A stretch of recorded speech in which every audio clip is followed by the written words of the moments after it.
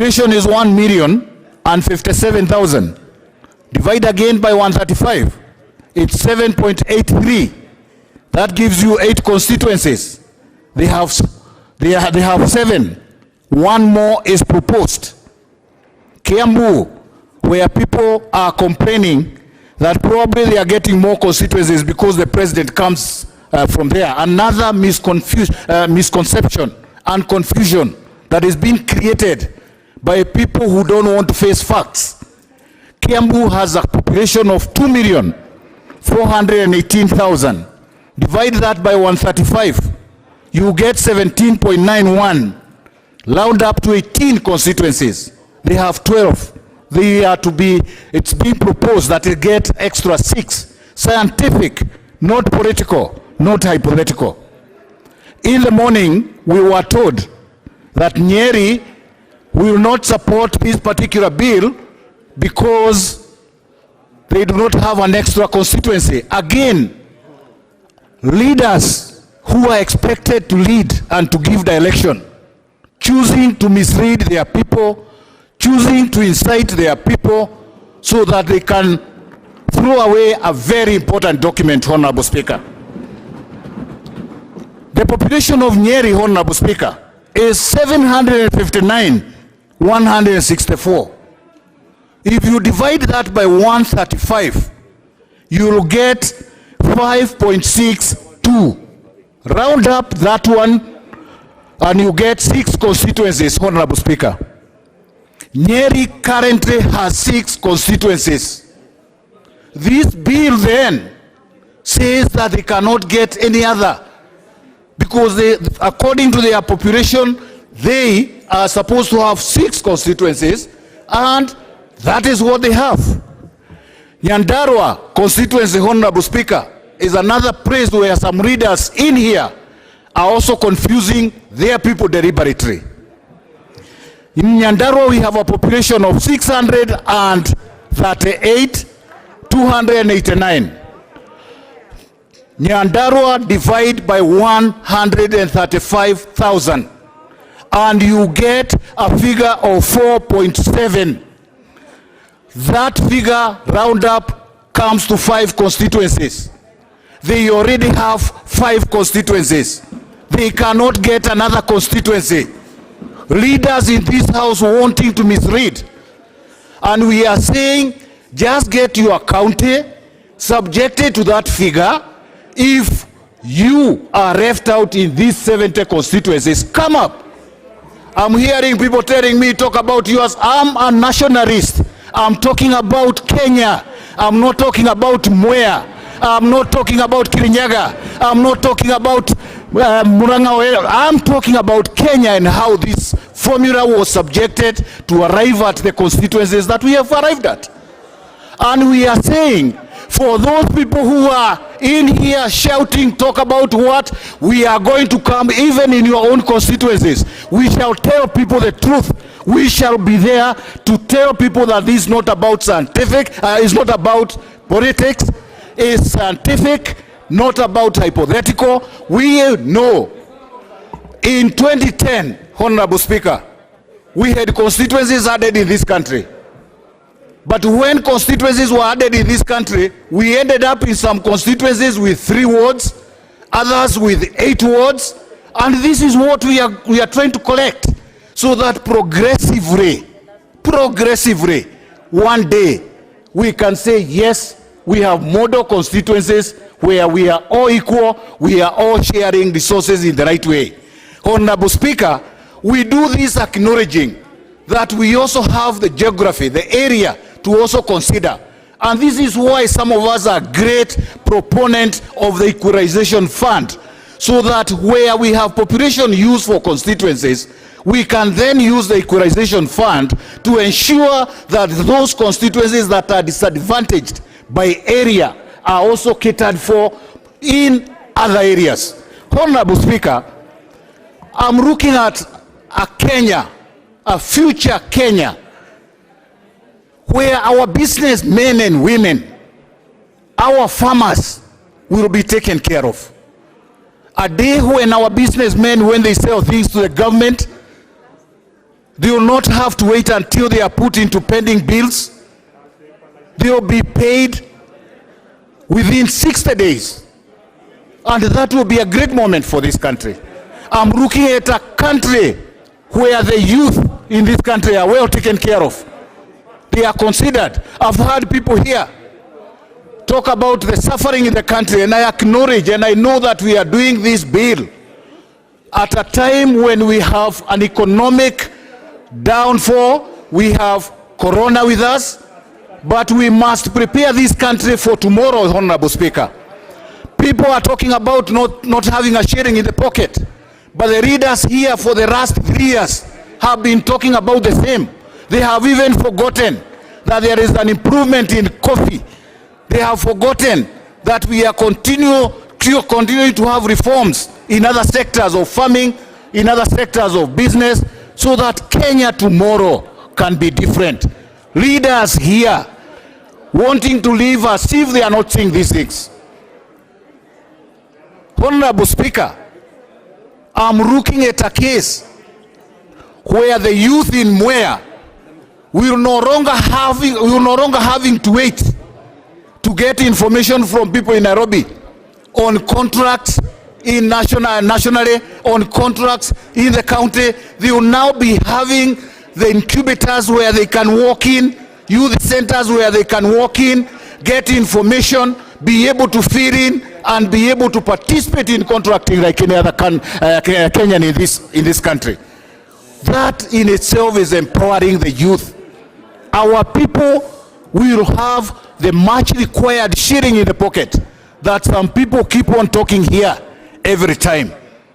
And when they talk about it and walk out, Mr. Speaker. Some of them do not even wait to hear what others will say. They just talk about sharing in the pocket, they walk out, they go looking for the sharing themselves, and they are not here to listen to some of us what we are contributing. Honorable Speaker, it's a great moment for me, and I support this bill fure and hore.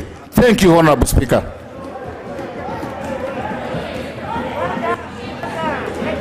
Now, very well. No, but anyhow, let me not be part of the debate. Some of those things I will deal with them in my ruling. Honorable Professor Oduor. Thank you, Honorable Speaker, for opportunity to contribute to this bill. Honorable Speaker, I would like to start by thanking the committee and thanking the leadership and also all the colleagues who have contributed. Honorable Speaker, as indeed has been indicated, this is a critical moment, and it is a moment where, Honorable Speaker, I am particularly honored to be a member of this parliament, the 12th parliament, having been nominated by my party, the Orange Democratic Movement Party, Honorable Speaker, and at that being nominated under the auspices of ensuring that we get the voice of those who are perceived to be marginalized. Honorable Speaker, as I start, I would like, Honorable Speaker, to remind us, because I know I am speaking, Honorable Speaker, to my colleagues in Parliament, but Honorable Speaker, I also want to say that I know that as I talk, Kenyans are listening.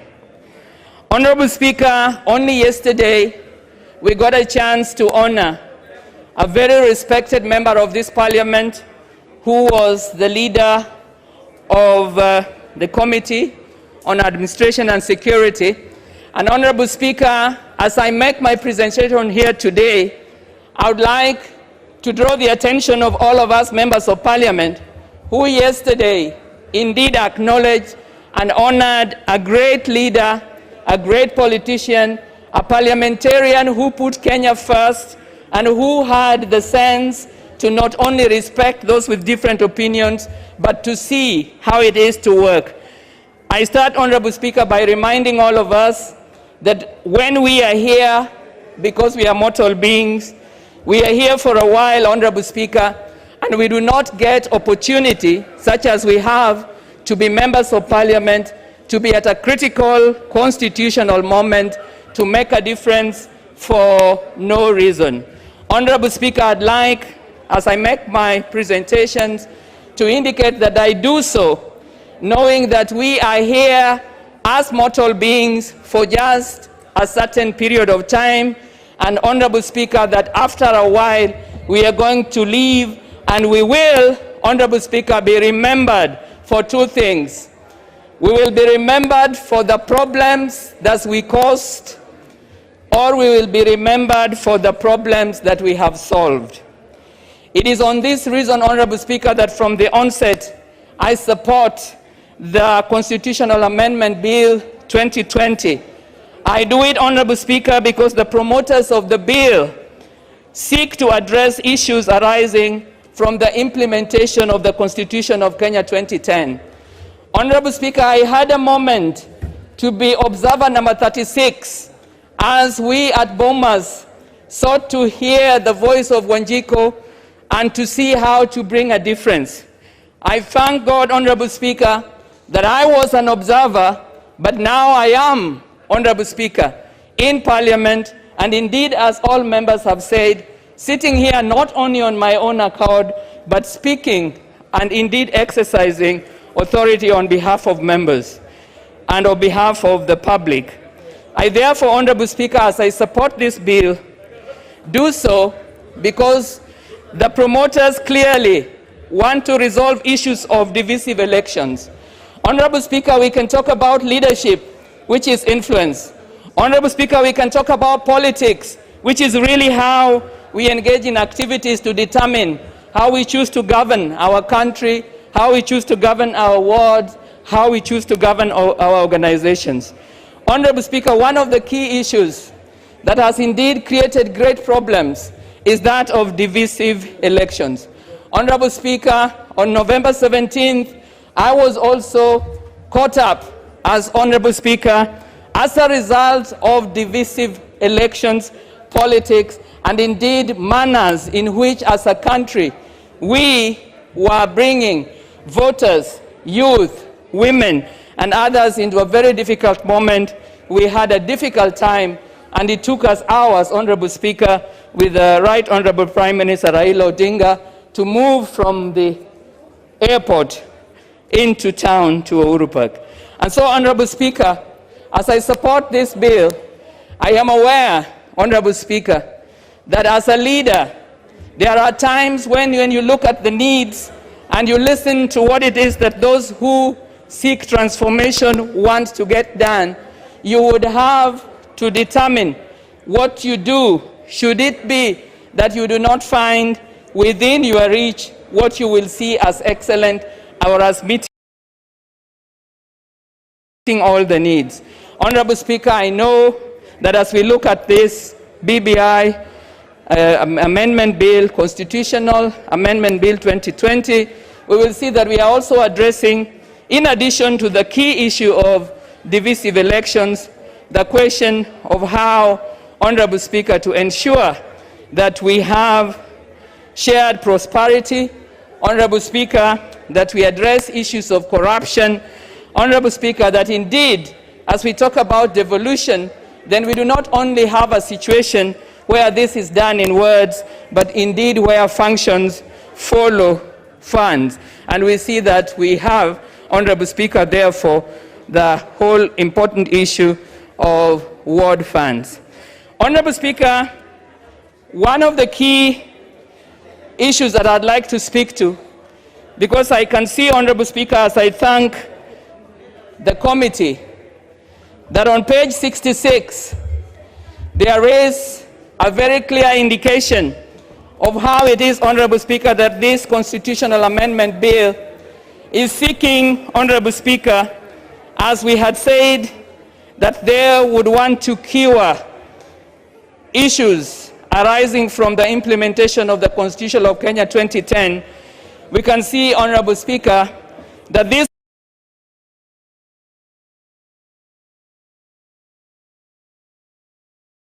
Parliament emanating in particular from the manner in which in the National Assembly we have not been able to meet the required 2/3 gender rule that is in the Constitution. It is this, Honorable Speaker, that is the area I'd like to contribute to, because as I indicated at the beginning, I am nominated in this National Assembly as a person from ODM, but Honorable Speaker, I am nominated representing women. And I can see, Honorable Speaker, that today I am going to get a chance to also be 001 as I talk particularly about the issue of the women, because the Honorable Sankok has tended to be 001 and has not reminded people that he is dealing with persons with disability. So, Honorable Speaker, as I look at this issue, what I wanted to draw the attention, particularly of the public, and indeed to see as a key issue of concern, is that we are talking about good values. We are talking about good governance. We all would like to have representation. We would all like to have the shared prosperity. Honorable Speaker, when we look at the manner in which this proposed amendment bill is looking at an issue that has continued to give us challenges, that of ensuring that we allow those with leadership qualities to indeed ascend even to political leadership and not to be excluded merely on account of their gender. Honorable Speaker, the Prime Minister of New Zealand, that is publicly and globally acclaimed now as truly being a leader that is responding to the needs of all her citizens, is indeed a woman. And so as I talk, Honorable Speaker, I wanted to say that I support what the constitutional amendment bill is proposing to do, because, Honorable Speaker, it is based on a long journey of having tried many different avenues. Honorable Speaker, I know that we are aware that we are at an important, pregnant constitutional moment. Honorable Speaker, it is indeed true that we need to look at the legal angle and that we need to use law as a system of rules which will be the basis of governing or regulating or ordering what we do in our country to achieve the desired result. It is clear, Honorable Speaker, that we do not want to exclude anyone from fulfilling their interests or their rights merely on any ground, indeed, Honorable Speaker, of discrimination. And our Constitution indeed prohibits discrimination on any grounds, be it gender, youth, age, or ability. When I look at this constitutional amendment bill, Honorable Speaker, I am encouraged that having looked at the manner in which there has not only been a constitutional stipulation, but also a manner in which there has been indeed demonstrated ability of those who then presented themselves to the electorate, who are elected and who have indeed come to perform their roles. It is in this constitutional amendment bill presented that we would want to go beyond what it is that we had before, and this amendment bill is seeking to give us practical tools so that we are not, in a way, Honorable Speaker, burdening women with guilt and shame when the only way they can be seen to be in leadership is that they are only those who come there by form of affirmative action. I do not, Honorable Speaker, in any way say that affirmative action is wrong. I am grateful because I am a product of affirmative action. But, Honorable Speaker, I think it is important that we see the spirit of this constitutional amendment bill that seeks to ensure that we do not get young girls and women imagining that the only way that they are going to be getting into positions of leadership is by nomination. Honorable Speaker, as I say this, I seek to clarify the misinterpretation and perception out there. This constitutional amendment bill, Honorable Speaker, is clearly indicating that we would like, as a country that has realized that there are challenges where in the elections there are language that is particularly discouraging or intimidating or which would discourage an otherwise very, very capable and stout politician from arising and being elected. Honorable Speaker, I do not need to emphasize that we have very many cases where, as we talk about divisive politics, where, as we talk about electoral violence, this seems, Honorable Speaker, to wear a feminine face. And there are very many, Honorable Speaker, women who do not then rise to take up positions because they are discouraged by the kind of politics and sometimes what it is that is the position that others present before them.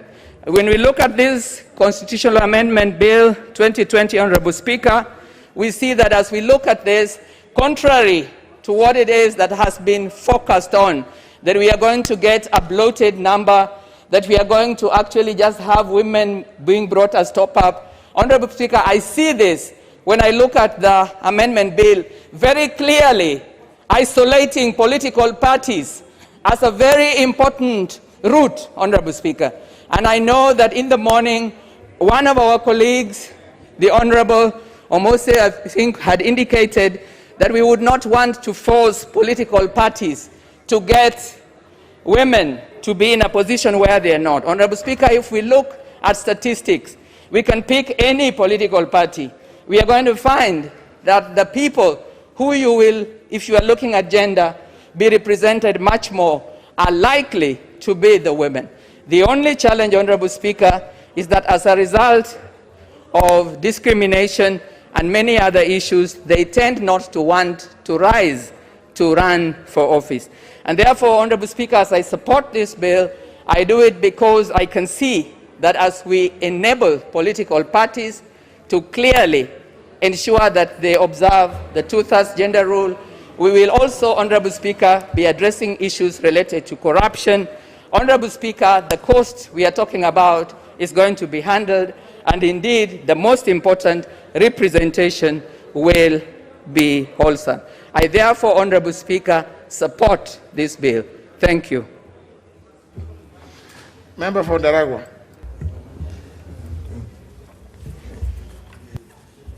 Thank you, Mr. Speaker, and I ask for permission to remove this mask for just a few minutes. Mr. Speaker, I want to start by saying a big thank you to the President and the former Vice President, former Prime Minister, for this action that they took almost 2 years ago. Mr. Speaker, when we started talking of a new constitution, and we were very young, some of us, what happened is that fear was sowed to us, because whenever the issue of devolution was sowed, we were told that Majibo is being introduced in the country, and those who want Majibo want the country cut in pieces. And it went on, and the issue of mistrust was also sowed, and we are here because of that aspect, that approach.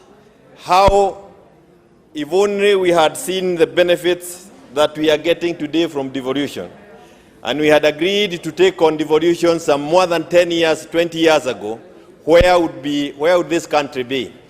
Mr. Speaker, I say that because today we also have some of our colleagues who have taken on that old route of setting fear to Kenyans as to what is being contained in this BBI.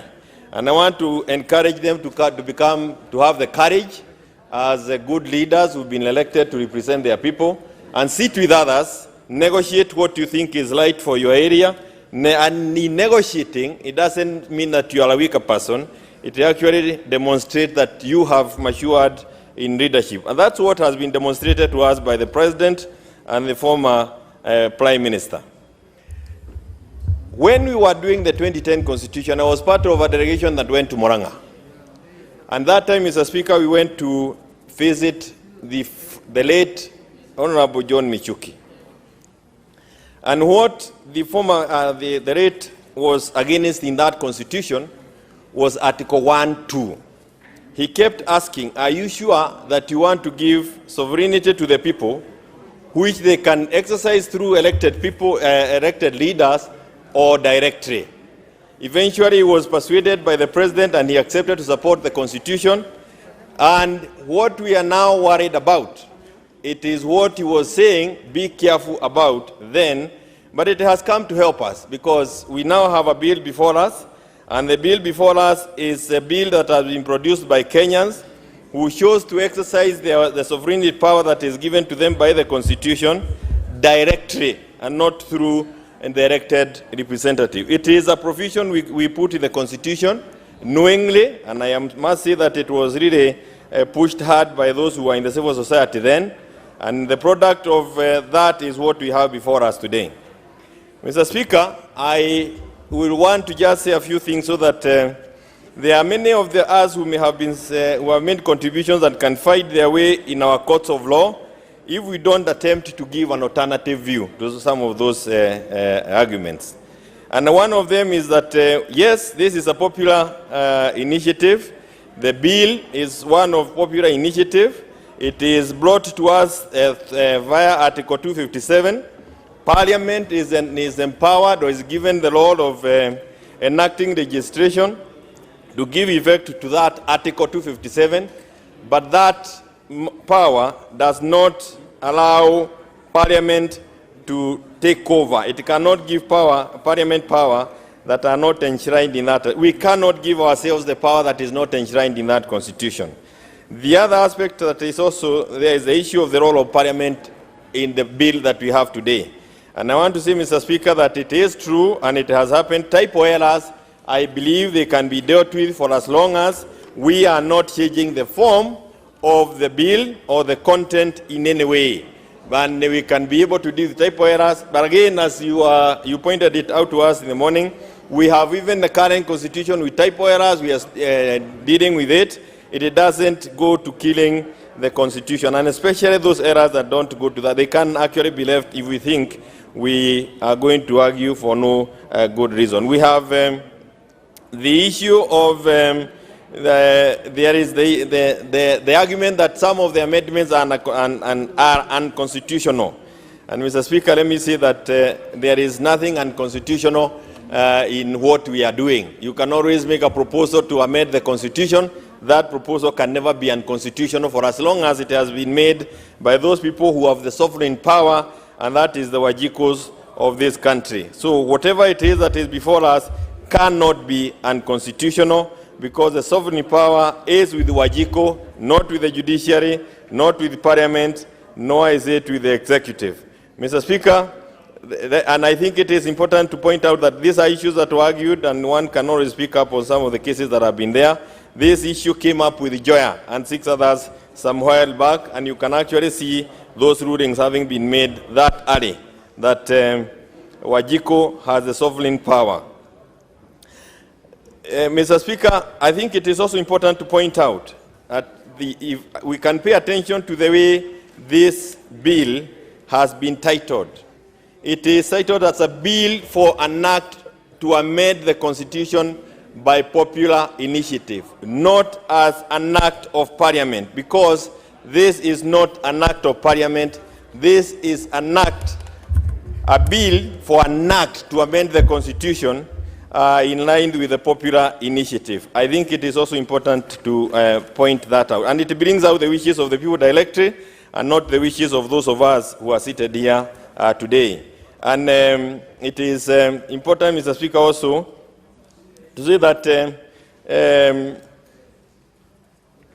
you never bring amendments to an amending act. I think this is something, and I think it is also important to know that we will be trying to implement, we will be implementing what will be is contained in this bill, and once it is done, we don't revoke it, but then it becomes a spent document, always available for us to refer, but all that will be contained in it will then be superimposed on the existing constitution. Mr. Speaker, there is the issue of the referendum, and again, we have the question, there are those who have argued that we needed multiple choices or something, but again, we had this 2010 constitution, and again, we used one single constitution, one question, which was a yes or no on 256 articles. This is about 70 again, so we don't have to belabor that issue for too long. Mr. Speaker, there is the issue of the question of 70 constituencies, and I must agree entirely with the presentation that was made by Mheshimiwa Kapinga. He made it easy for Kenyans to understand, and it is not, they were not created arbitrarily. There is a reason, that there is a formula that was used, and the promoters again picked this because this is an issue that have been nagging for many of us. The issue was that the mandate of IEBC, that's the aspect that I would want to deal with on that aspect. The mandate of IEBC, it is not to create constituencies, it's to deal with boundaries. The mandate of increasing, the mandate to create constituencies is with the Wajiko, and Wajiko has added 70 for the reasons that he has given. IEBC now has the work of ensuring that the boundaries are cut out. That is the mandate of IEBC. And again, as Mheshimiwa Kapinga has done, he has demonstrated to us how those 70 constituencies were arrived at. And again,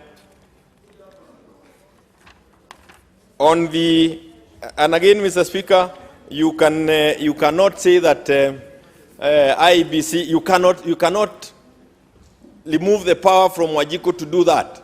When we had the protected constituencies, and Daragwa is one of them, again, it was Wajiko who said, yes, we have now 290 constituencies. I think 27 of them were going to be extinct. Only that Wajiko decided that these 27 constituencies remain protected for X number of years, which was expiring around this year or next year. But again, given the formula that has been put across, we thank God and we are happy, and I can tell you that the people of Daragwa and the people of Nyandarua and elsewhere, we will be supporting this because we were going to be part of the people who are going to cease having a constituency. But with this amendment, we now have constituencies that are not now protected by any clause in the Constitution, but as a right, as other Kenyans continue enjoying the same.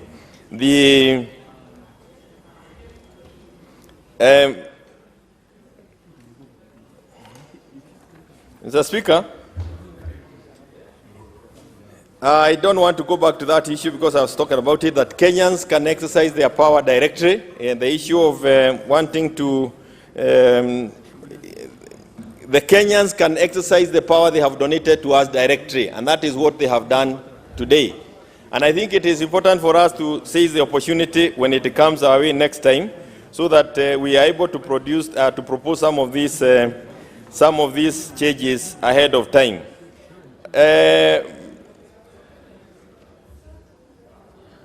The basis for creating, again, let me leave that out. IEBC, Mr. Speaker, it is important to know that IEBC has no powers to create new constituencies. And this is something that is contained in the report that we have read, but it has powers to determine where, but they cannot create new constituencies as some people will have to do. It is only Kenyans who can add new constituencies. They can align boundaries, but not create new constituencies. But it's also important for members to know that it is very difficult for IEBC to align boundaries outside a county. So this has come to help us deal with an issue that was going to be a major problem to us as a country, when a population within a county did not meet the expected threshold. Now this helps us deal with that aspect which was going to be problematic. I say this because we had sat with IEBC and they raised that as an issue that required the intervention of this House. But again, Wajiko has decided to do that directly.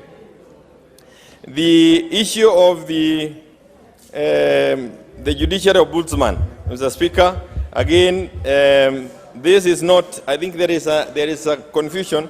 This office will not impede judicial independence. The ombudsman reports to the JSC. He does not, his findings will go to the Judicial Service Commission and not, he will not be seen to be implementing them directly. But it is important that Kenyans have now a way of interacting with the judiciary through that office that has been given power. And it is also important to know that this office was created by the first Chief Justice, what was the name of the first?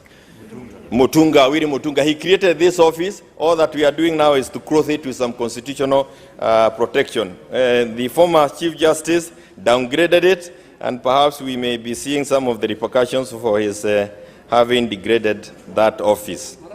Yes, Mr. Murang'a, Chief Justice Murang'a downgraded it. Mr. Speaker, there is the issue of the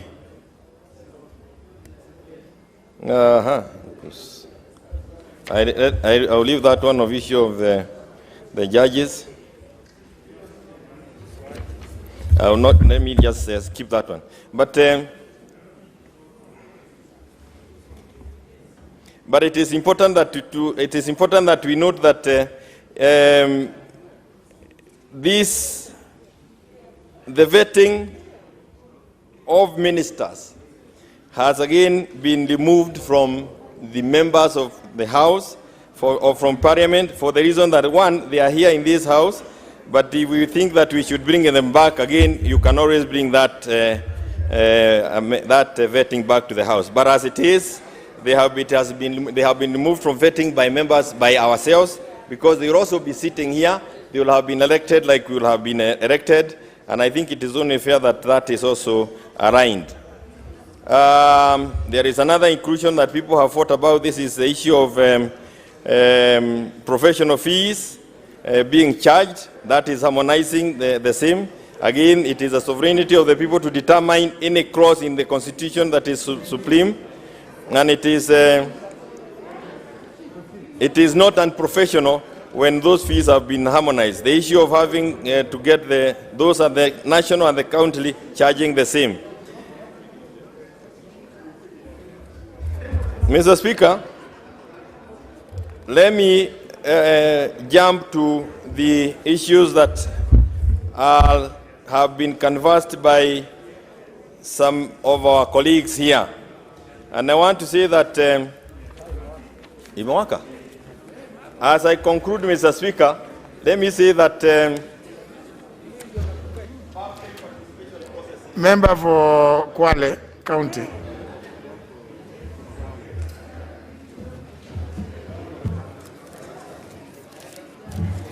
Haya, asante sana Bwana Spika kwa kunipatia nafasi hii na mimi kuchangia katika huu mswada muhimu sana katika historia ya nchi yetu. Ilikuwa nimepanga hapo awali kuchangia mswada huu kwa lugha ya Kiingereza kwa sababu nilikuwa mmoja ya wanachama katika kamati na tuliangazia masuala mengi ambayo yana utata ambayo yameweza kutajwa ndani ya bunge. Lakini kwa sababu kuna waheshimiwa wenzangu walokuja hapo awali kuzungumza mambo ambayo mengine kuko sio ya ukweli, nikaona ni muhimu kuzungumza, kutoa mchango wangu kwa lugha ya Kiswahili ili kuhakikisha kuwa wapwani watakapoamua kura ya maoni kiwafikia, wakiamua kupigia kura mswada huu, watapigia kura mswada huu wakijua ukweli wa mambo yalivyo halisi. Asante. Kwa hivyo mwanzo nataka kusema kutoka mwanzo kuwa naunga mswada huu mkono, kisha naunga sana. Na mimi pia nataka kutoa shukran kwa Mheshimiwa Raila Amolo Odinga ambaye ni kinara wa chama changu na alikuwa waziri mkuu wa nchi hii, na pia kumshukuru Rais Uhuru Kenyatta kwa mwanzo kwa handshake kama kwa kupeana mkono, na pia kuja na hii sheria ya BBI kwa sababu kwa kweli imeleta mambo mazuri sana ambayo yatatusaidia kupunguza kutengwa kwa sehemu nyingine za nchi hii.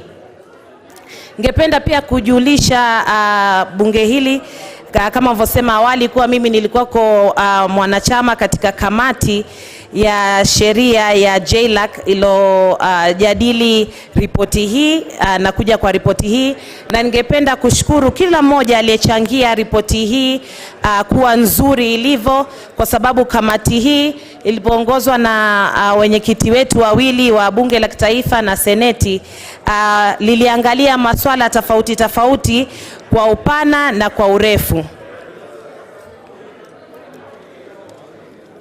Mimi ni mmoja pia katika hii kamati ya wale ambao walitia sahihi ile ripoti ndogo ambayo ilikuwa inaangazia masala ya kuwa na maeneo bunge 70 mapya.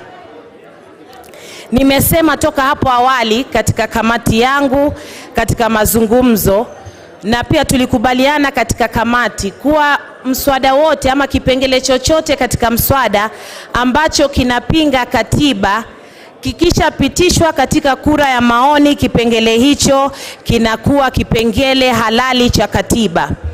Kwa hivyo sikukubaliana kamwe na wenzangu katika kamati waliosema kuwa ile sehemu ya pili ama schedule 2 kuwa ile si ya kikatiba. Sikukubaliana nao, kwa sababu sote katika kamati tulikubaliana kuwa kipengele chochote, iwapo maoni yako unaona kuwa ni kinyume na katiba, lakini wananchi wa Kenya wakishapitisha katika kura ya maoni, sehemu hiyo inakuwa katiba. Na mimi hata hivyo sikubaliani pia hata hivi sasa kuwa sehemu hiyo ya katiba yenye kuorodhesha zile eneo bunge 70 kuwa ni kinyume cha katiba. Na sababu ni kuwa kwa sehemu 257 ya katiba yetu inatoa ruhusa Mkenya yoyote kuleta kipengele chochote au mswada wowote wa kubadilisha katiba. Hata hivyo Mkenya pia anaweza, kwa mfano kama ilivyoashiriwa jana na kiongozi wa walio wachache bungeni, mwananchi wa Kenya anaweza pia akaleta kipengele, kwa mfano akasema kuwa hataki kuwe na bunge humu nchini, pia anaweza akasema kuwa hataki kuwa na mahakama humu nchini, ama anataka mfumo tofauti sana, pengine tofauti sana na vile ambavyo tuko nao, na katiba inamruhusu kuleta kipengele hicho. Je, kipengele tu cha kuongeza eneo bunge? Na zaidi ya hapo, kando na haki, kwa sababu kuna baadhi ambao walikuwa wanataka waje bunge waseme kuwa tubadilishe hii sehemu ya mswada huo, na kamati yetu tumezungumza na naona Bwana Spika umekubaliana kuwa hatuwezi kubadilisha sehemu yoyote ya hii katiba, kwa sababu kuna njia mbili peke yake za kubadilisha katiba katika katiba yetu tulionayo sasa. Njia moja ni ya kibunge kupitia hapa bunge kupitia wabunge wenyewe, na njia nyingine ni ya watu wa Kenya wengi ambayo inaweza kupitishwa na Mkenya yoyote yule. Kwa hivyo pia katika huu mswada kuna watu tunasahau zaidi ya 3 waliotia sahihi kuunga mswada huu, na wengi wao nina hakika waliunga mswada huu kwa sababu ya orodha ya eneo bunge hizi zaidi 70. Kwa hivyo itakuwa tunakiuka haki zao za kikatiba kuwaambia kuwa mswada huu hauwezi kuwa hapo ndani ya katiba. Najua watu wengine pengine wanaangalia mswada huu umeletwa na aliyekuwa waziri wetu Raila Amolo Odinga na mheshimiwa rais wetu Uhuru Kenyatta, lakini katiba kama nilivyosema hapo awali ina njia mbili peke yake ya kubadilisha katiba hiyo, na wao wana haki kabisa kama Mkenya mwingine, kwa sababu bado ni Wakenya, wanakura, wanapiga kura, wana haki kubadilisha katiba iwapo wanaona. Ndio maana na mheshimiwa Millie Odhiambo nadhani jana alipokuwa anakuuliza maoni yako Bwana Spika, aliuliza je, katika haki za hizi nchi kuna Mkenya mwingine ambaye ana haki zaidi na mwenzake, na nina hakika kuwa utakuja utatuambia kuwa kila mtu ana haki sawa, hata kama ni mwananchi wa Kenya ama ni rais wa hii nchi. Katika kuongeza pia maoni mengine, sehemu au kipengele cha 50 cha mswada huu unasema kuwa kaunti zetu ziweze kuongezewa fedha kutoka 15% hivi sasa ambayo iko kwenye katiba mpaka 35%. Kwa kweli hili ni jambo zuri sana. Hii asilimia 15 tu toka mwaka 2013 tulipoanza ugatuzi, wananchi sehemu nyingi ya nchi wameona faida na tofauti ya uongozi wa ugatuzi na uongozi tukiwa na serikali ya juu peke yake. Na kama mabadiliko yamekuja licha ya changamoto tofauti na asilimia 15, je, asilimia 35 itaweza kuleta mabadiliko gani katika hii nchi? Kuna wengine ambao wana propaganda wanataka kupinga mswada huu kwa sababu ya sababu zao moja au nyingine. Wanatatiza wananchi kuambia kama sasa serikali inashindwa kutuma asilimia 15 kwa county, je, itaweza kutuma asilimia 35? Lakini hii hisabu ni ya rahisi kabisa. Ni hisabu hata inaweza kufundishwa katika shule ya chekechea. Ni kama vile mfano wa kibenki ama kibakuli chako kina senti. Nchi au kikapu cha nchi cha pesa. Zile pesa zitakazopata katika nchi hii kwa mwaka huu, asilimia 15 hivi sasa inaenda kwa serikali za county. Kwa hivyo serikali ikipata bilioni 1, ikipata trilioni, ikipata hata shilingi 100, lazima asilimia 15 iende kwa serikali za county. Kwa hivyo kusema asilimia 35 ni ule mkebe kila siku au ule mfuko wa kila mwaka ndo utagawanywa asilimia 35, lazima ziende mashinani. Na hata hivi sasa kukiwa na serikali za county zinalalamika kwa kuwa pesa zao zinacheleweshwa, lakini bado mwisho wa siku zinafika kwa sababu ya kipengele hichi kwenye katiba.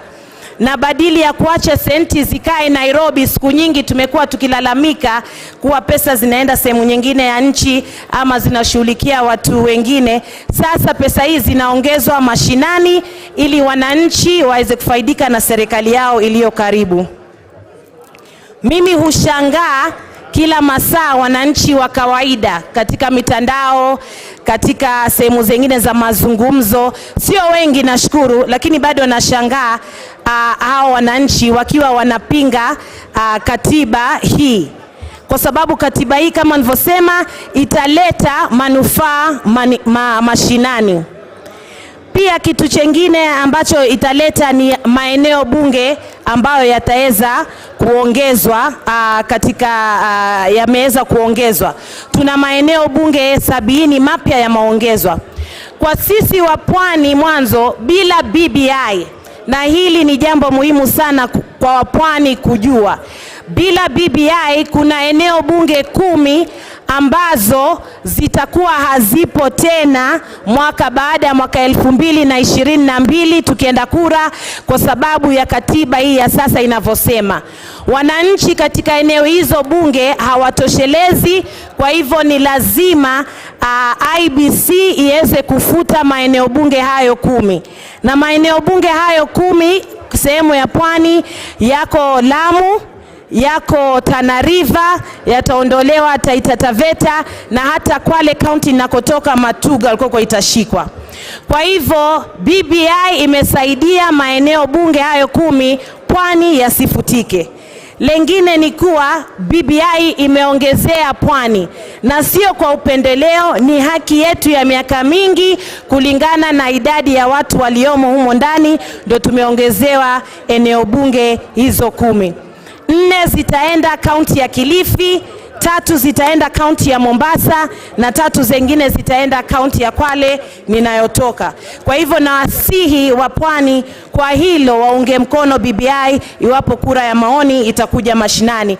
Na pia wabunge wenzangu, kwa mfano pia mheshimiwa mbunge wa eneo bunge la Malindi aliyokuja hapa kupinga mswada huu, kumwambia kubali tafadhali, badilisha maoni yako, rudi nyuma na uunge mkono huu mswada wa BBI, kwa sababu kaunti yako ya Kilifi itapata eneo bunge 4 mpya ambazo zitapatia wananchi uwakilishi mwingi zaidi, itapatia wananchi CDF ambayo itasaidia nyingi zaidi basari, itasaidia ujenzi wa barabara, na itasaidia pia CDF itasaidia masuala ya kujenga shule na kuhakikisha pia shule zetu zina vifaa vya sayansi ambapo hivi sasa shule zetu hazina. Lengine pia muhimu sana la kuangazia ni masala ya jinsia. Kwa mara ya kwanza huenda Kenya tukawa viongozi ulimwengu nzima kwa kusawazisha masala ya jinsia. BBI inaleta kwa mara ya mwisho, baada ya kujaribu mara nyingi sana hapa bungeni, inaleta usawa wa ile sheria yetu ya 2/3 ya jinsia hapa bungeni letu, bunge la kitaifa. Hapo awali katiba yetu ya 2010 ilikuwa imetengeneza sheria kusaidia seneti na swala hilo, ikawa sheria hiyo iko kwenye katiba, na pia ilisaidia serikali za county kuweza kutimiza hiyo sheria ya 3/3. Lakini wale walotunga katiba ya 2010 walisahau kutuwekea kipengele cha hapa bunge ambao kitasawazisha jinsia 3. Kwa hivyo BBI inaleta hicho kipengele na hiyo shida itaisha na BBI. Na lengine kwa masuala ya jinsia, tutakuwa nusu kwa nusu, au Waingereza wanasema 50-50 katika seneti. Pale senate itakuwa wananchi wakichagua seneta wawili, mmoja wa kike na mmoja wa kiume. Hili ni jambo kubwa sana ambalo duniani ni vigumu sana, hata nchi zinazoongoza wameshindwa kufika idadi kama hii. Lengine ni katika ugavana, katika gavana mwenyewe na naibu wa gavana, italazimu kama gavana ni mwanamume achukue mdogo wake mwanamke, au kama gavana ni mwanamke achukue mdogo wake mwanamume, na hiyo pia italeta nusu kwa nusu uwakilishi wa kijinsia. Hayo ni mambo muhimu sana ya maendeleo. Wengi huuliza saa nyingine kwa nini ni muhimu kuwa na usawa wa jinsia. Nikiwa Kwale County napenda kueleza wananchi hivi. Ni mfano wa shughuli ya nyumbani kama harusi au mazishi. Je, katika familia unaweza kufanya harusi, shughuli ndogo tu, ikafaulu na wanawake peke yake, au unaweza kufanya harusi au mazishi na wanaume peke yake? Na jibu mara nyingi ni kuwa haiwezekani, ama ikifanyika shughuli haitafana. Kwa hivyo hiyo ndio umuhimu wake. Na lengine ambao nataka kusema, wengine wamekuja hapa wakasema kuwa na wabunge zaidi itakuwa mzigo kwa taifa. Huo si ukweli. Mzigo mkubwa Kenya yetu ni ufisadi ambao unakula 2/3 ya pesa zetu za bajeti za mwaka mzima.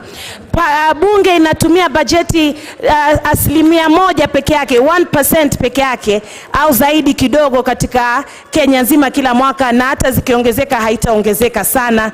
Na mwisho, kuna watu wanasumbua watu kuambia kuna kopi tofauti za BBI. Hamna. Kosa lilikuwa kwa moja ya nambari 1 peke yake ambayo hata haiko kwenye katiba. Na kwa hayo pia nasema shukran, naunga mkono, na nawaomba wabunge wenzangu waunge mkono, na Wakenya kwa jumla ikija kwenye kura za maoni waunge mkono mswada huu. Asante.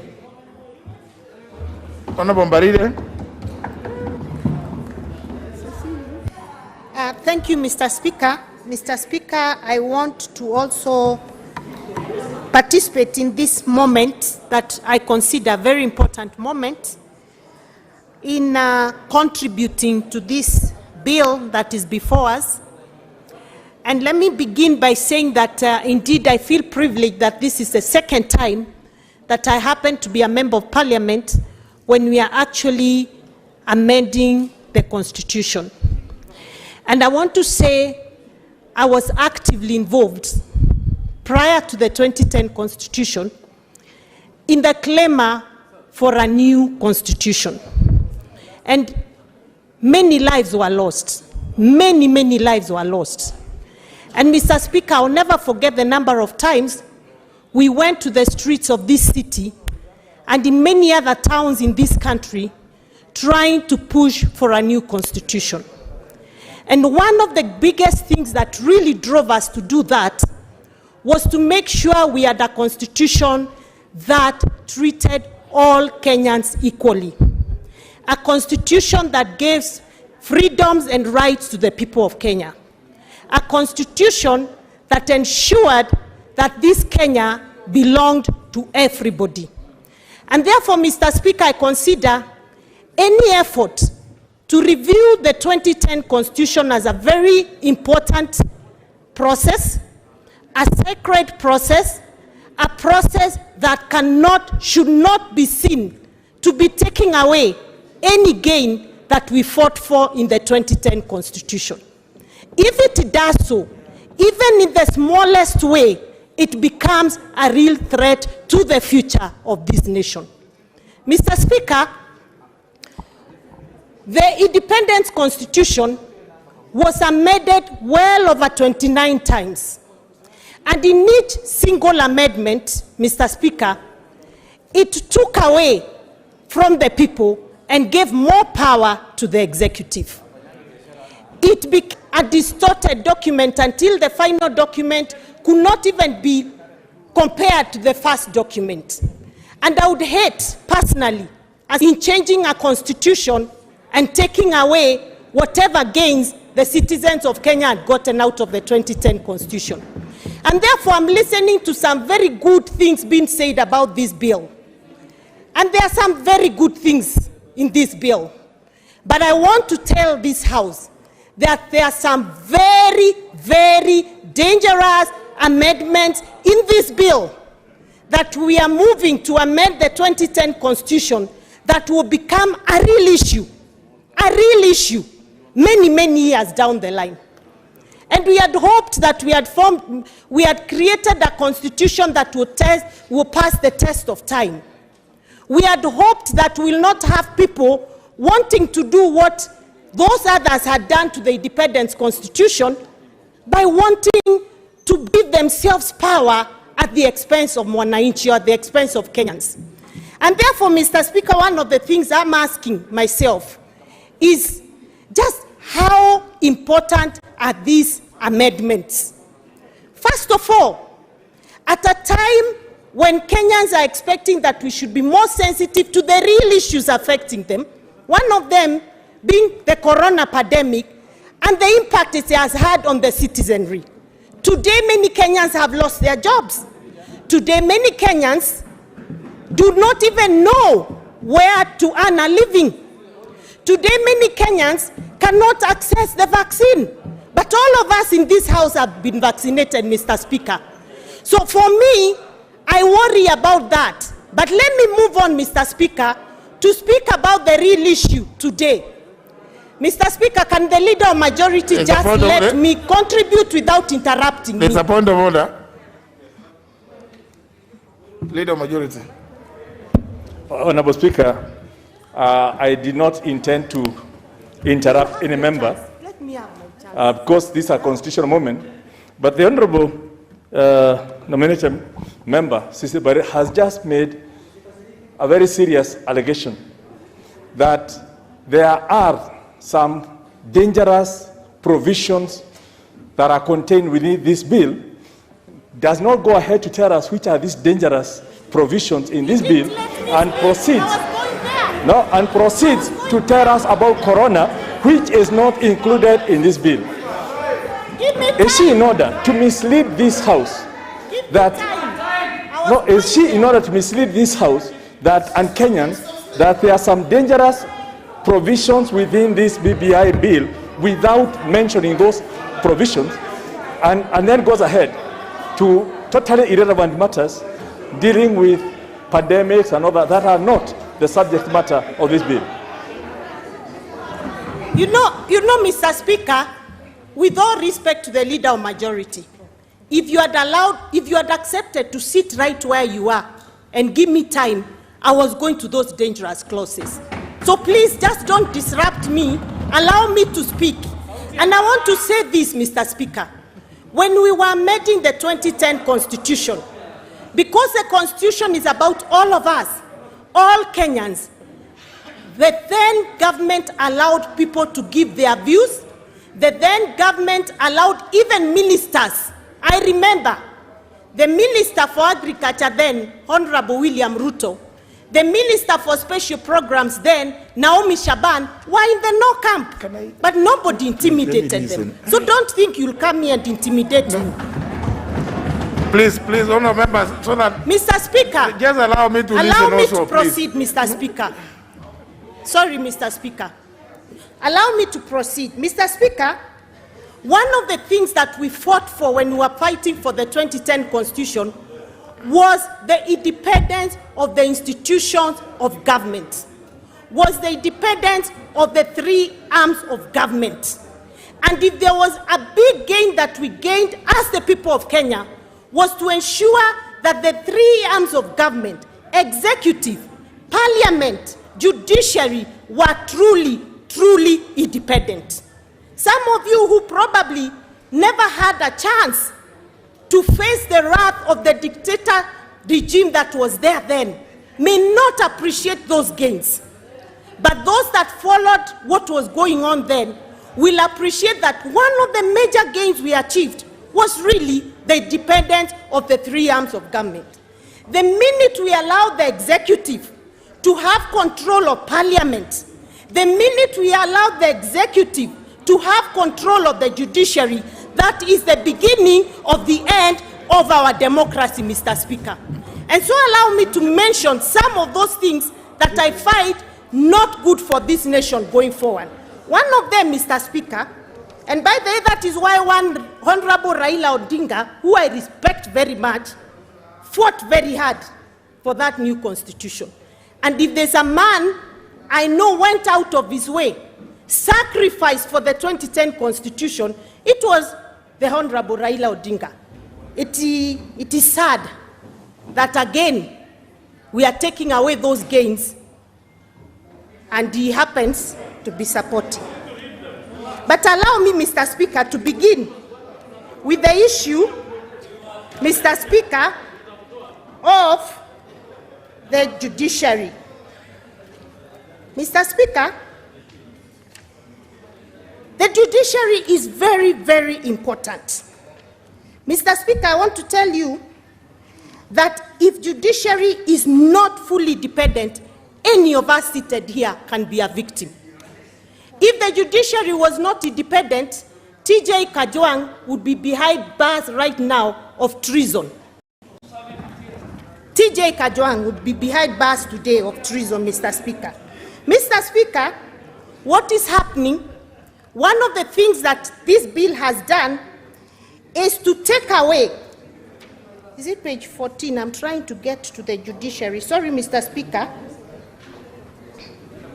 Yes, it says this, Article 47, that the Judicial Service Commission, on top of all the functions that are already stipulated in the current constitution, it goes further to say that the Judicial Service Commission will receive complaints against judges, investigate, discipline judges by warning, reprimanding, or suspending. Come up with their findings, they'll take it to the president, who will then form a tribunal.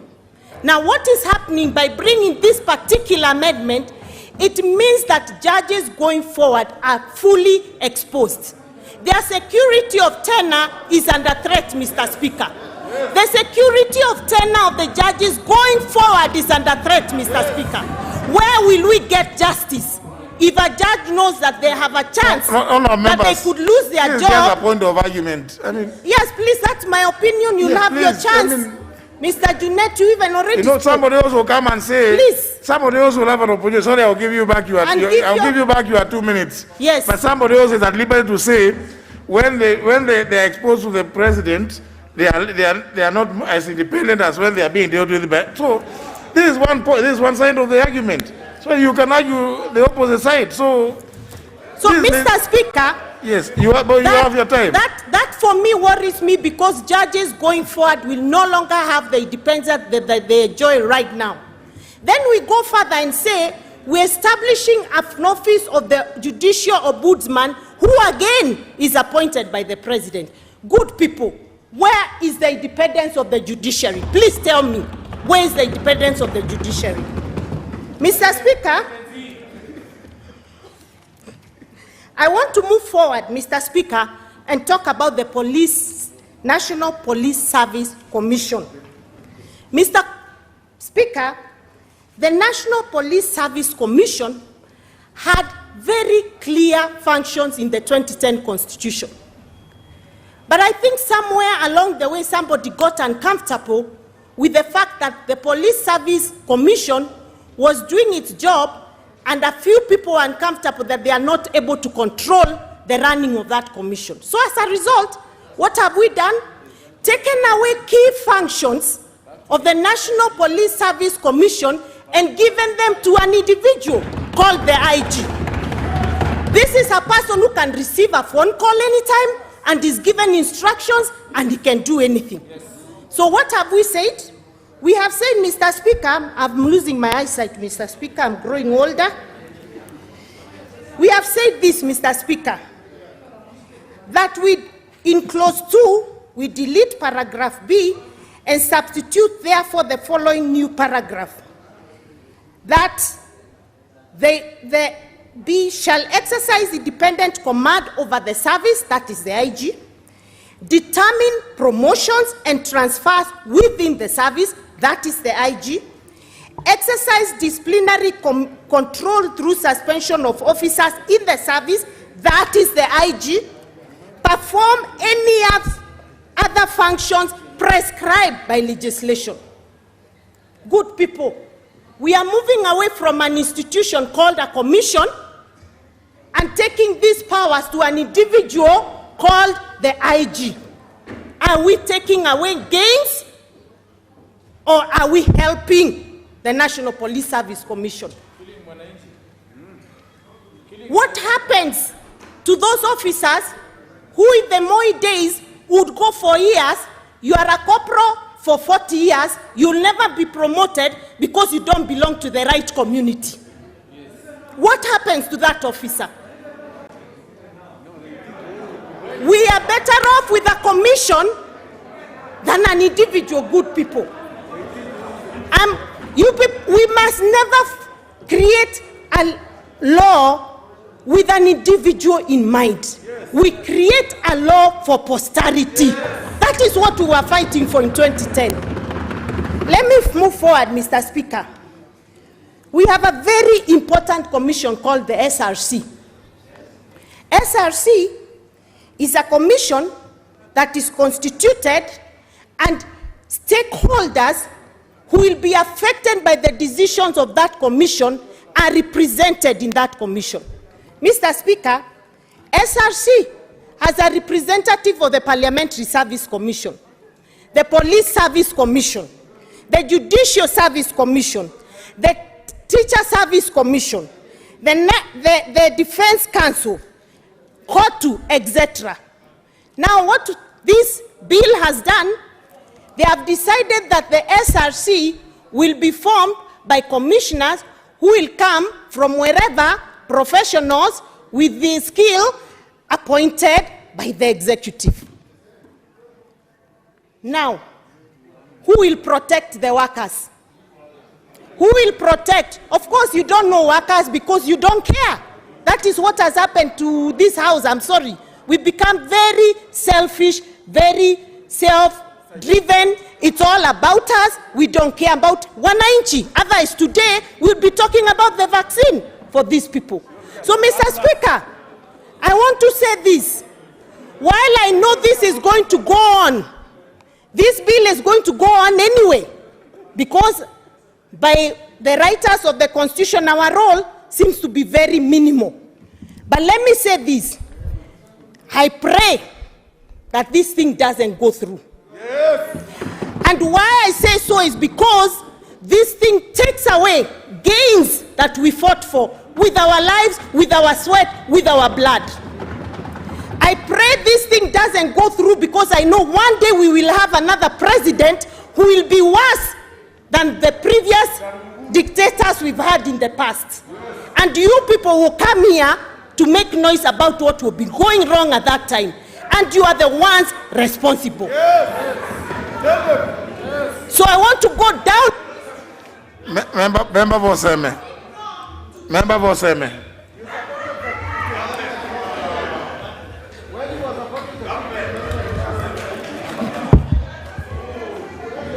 Thank you.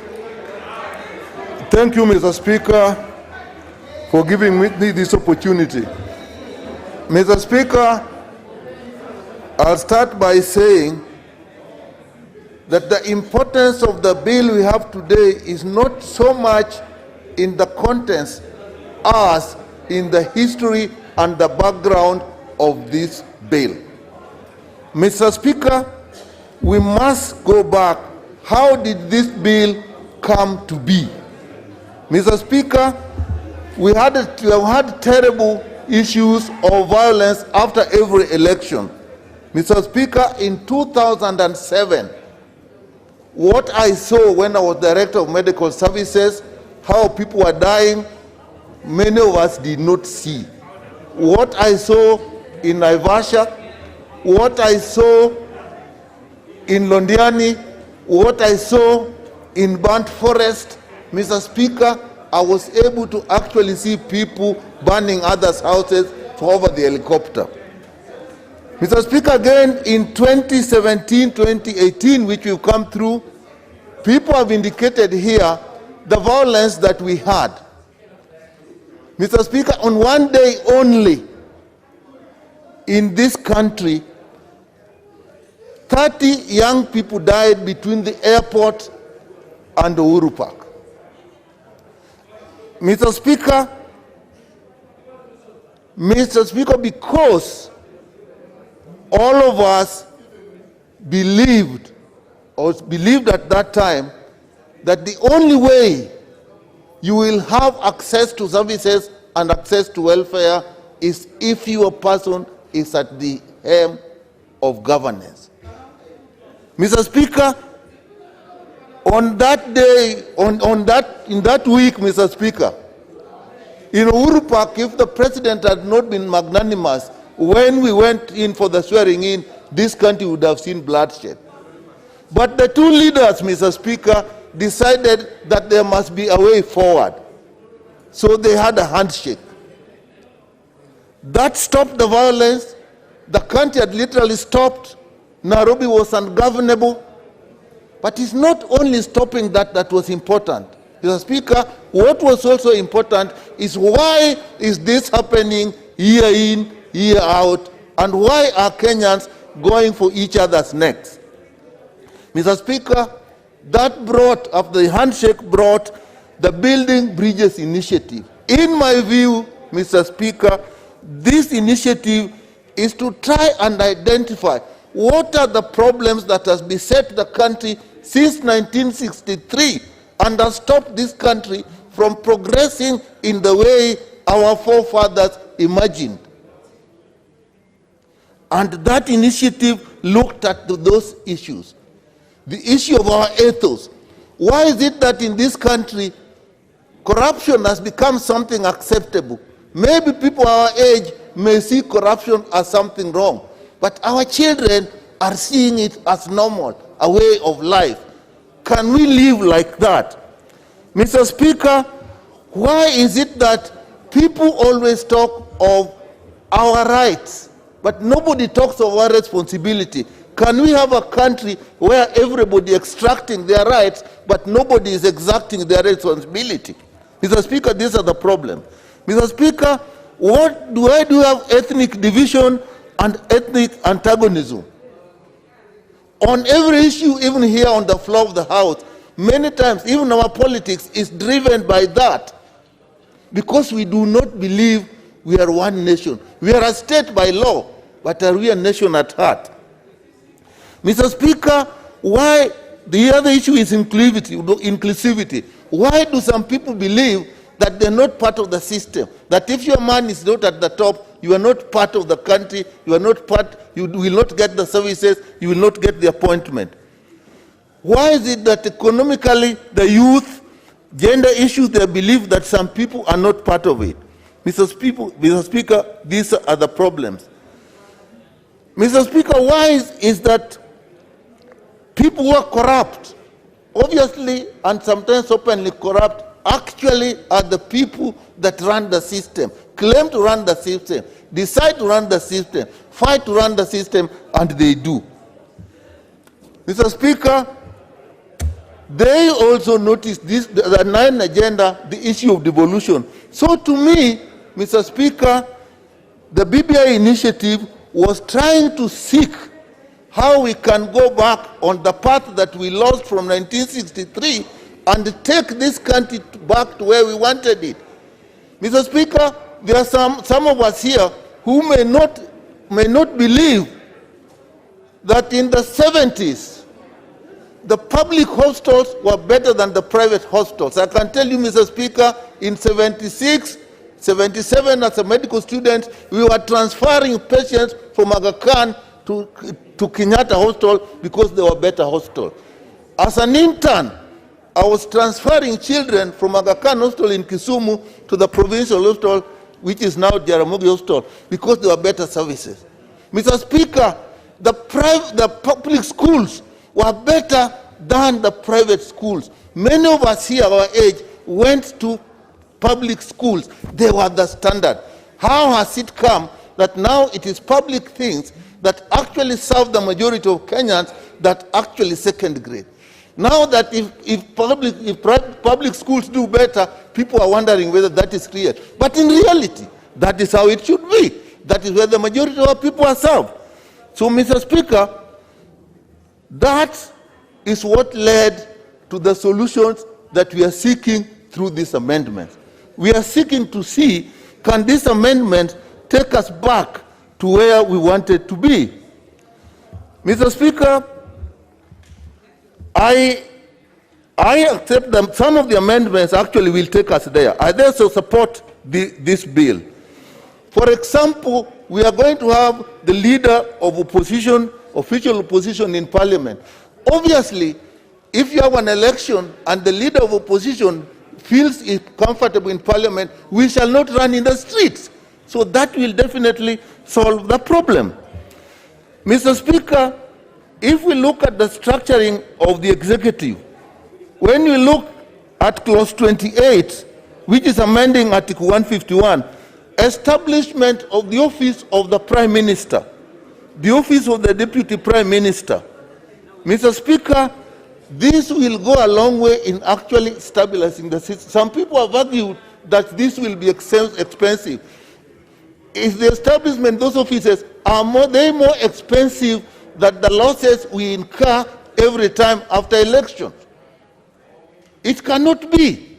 So when you establish those offices and the stability, that's okay. And moreover, when the office of the Prime Minister is established, we will actually appoint the Prime Minister from this House. In fact, it's giving the House more power in the executive than probably we have now, at least the establishment of them. We shall have ministers in the House. We have been trying to get ministers here. Mr. Speaker tried that we get the ministers come and they be at the corner. That could not be allowed. Now this, we shall have them here. So we shall have them in the House.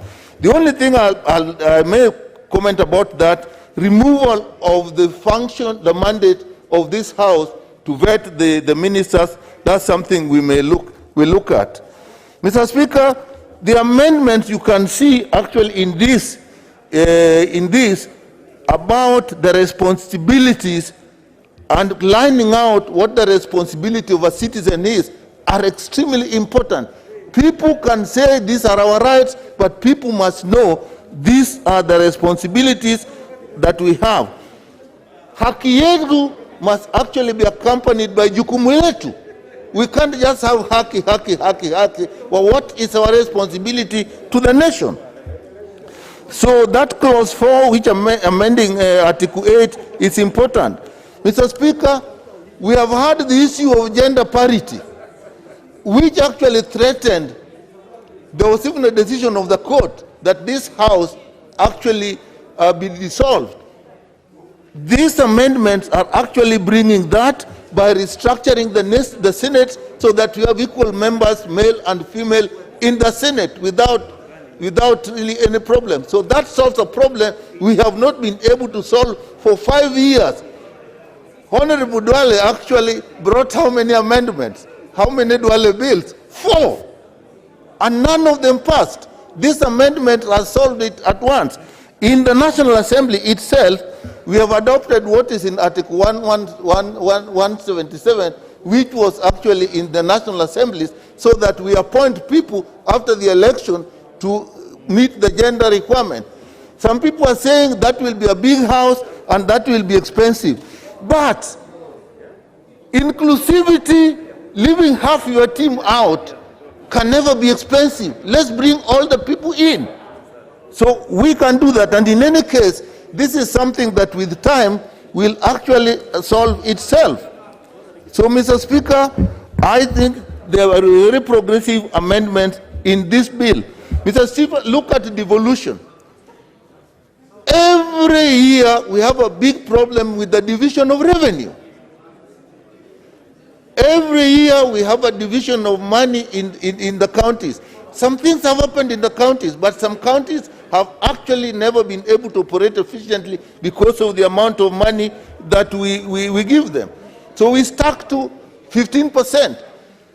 We sit here in this assembly looking at only 15% for the counties, while for the national government at the position of budget policy statement, we have all the details of what every department and every state department needs. We don't look at what actually the county needs. We just say at least 15%. That is not a way to do any division. So adding this to 35%, Mr. Speaker, I think takes us a long way. But that is something we will have to look at. I've always looked at, we have to look at the role of IBEC in actually the division of revenue. I think we have a problem there. But at least this amendment solves that temporarily. Mr. Speaker, our county assemblies have been held at ransom by governors.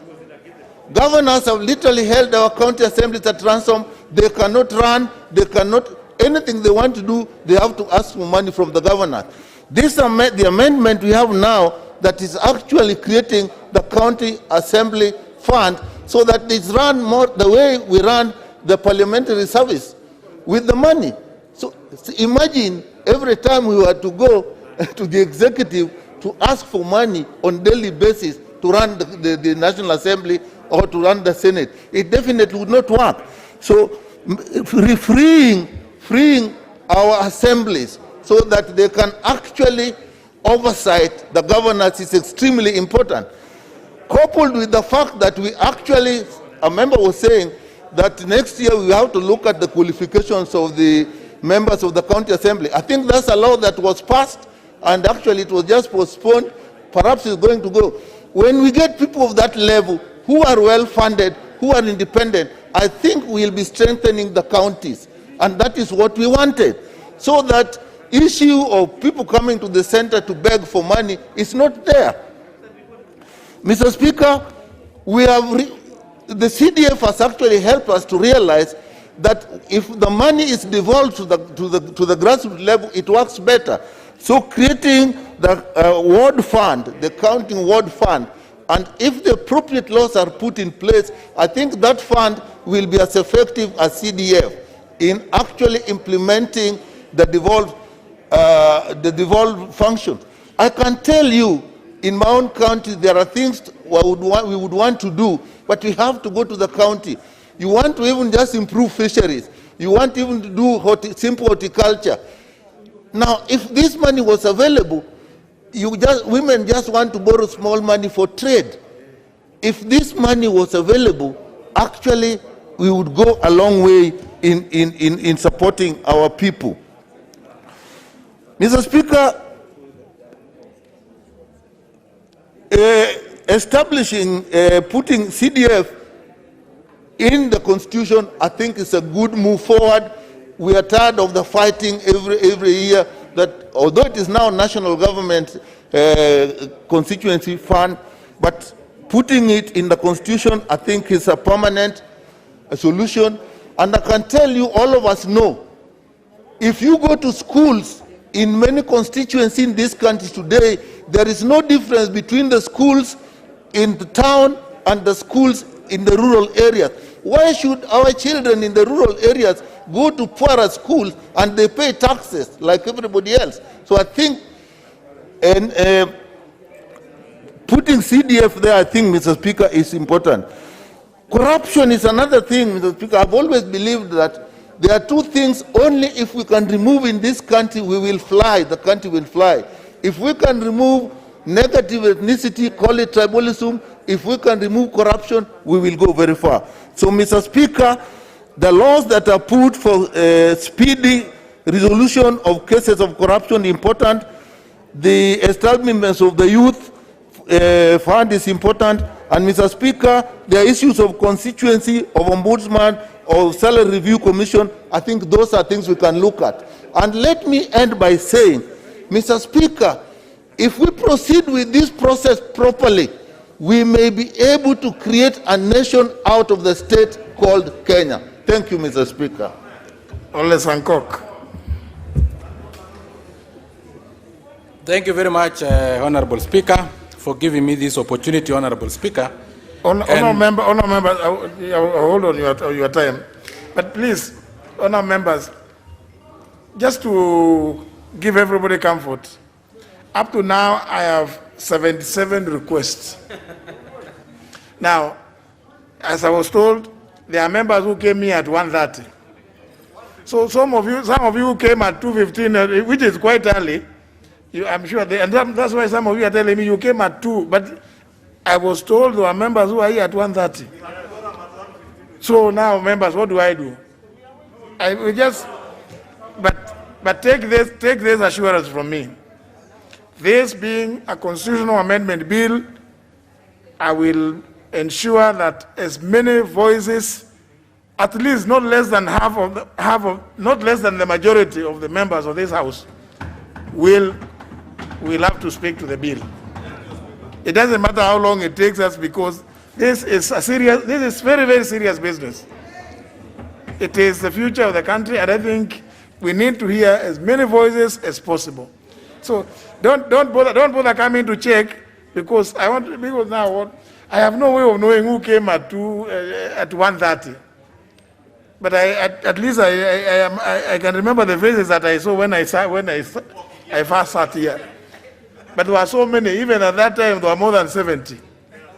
So surely it's very, very complex. It's very complex.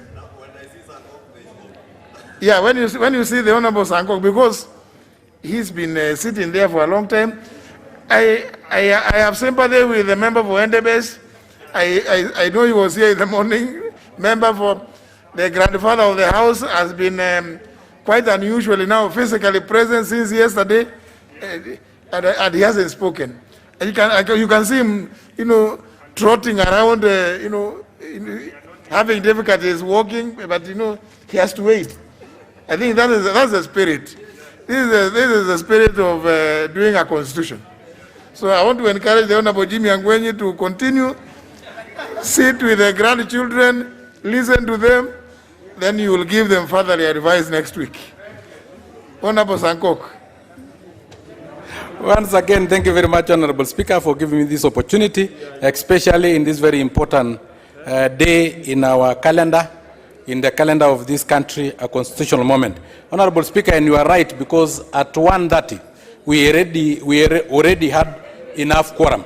Honorable Speaker, and from the onset, I want to say that I do support this particular bill, and I do support, Honorable Speaker, because it's very important so that we move forward together as a country. Honorable Speaker, we do have a few issues with it, but of course no document will ever be perfect. One of them is on the issue of inclusivity, Honorable Speaker. In the issue of inclusivity, Honorable Speaker, we are tending to create around 3 more positions, making it 5 positions, Honorable Speaker. Honorable Speaker, if we talk of our problem that bedeviling this country, which is ethnic negativity, Honorable Speaker, then we will only be able to include 5 tribes and exclude 37 other tribes, Honorable Speaker, and that one may be equated to exclusivity, not inclusivity, Honorable Speaker. So, Honorable Speaker, in future, if we have to amend this constitution, Honorable Speaker, we'll think of inclusivity in terms of probably having the president being a man, the deputy president being a woman, the prime minister being a person with disability, the deputy prime minister being a youth, so that we can really bring the real issue of inclusivity, because if we bring inclusivity in terms of tribes, it will end up being exclusivity, Honorable Speaker, because we have more than 42 tribes in this country. We cannot all of them have all of them being in the apex of leadership, Honorable Speaker. Honorable Speaker, and why I talk of the Prime Minister, Honorable Speaker, position, I may vie in 2032 as a running mate, crawling mate to Moses Kuria, Honorable Speaker. You know I'll not run faster than him. Honorable Speaker, this issue of the winner take it all, Honorable Speaker. What is the point of an Honorable Millie Odhiambo? Aye.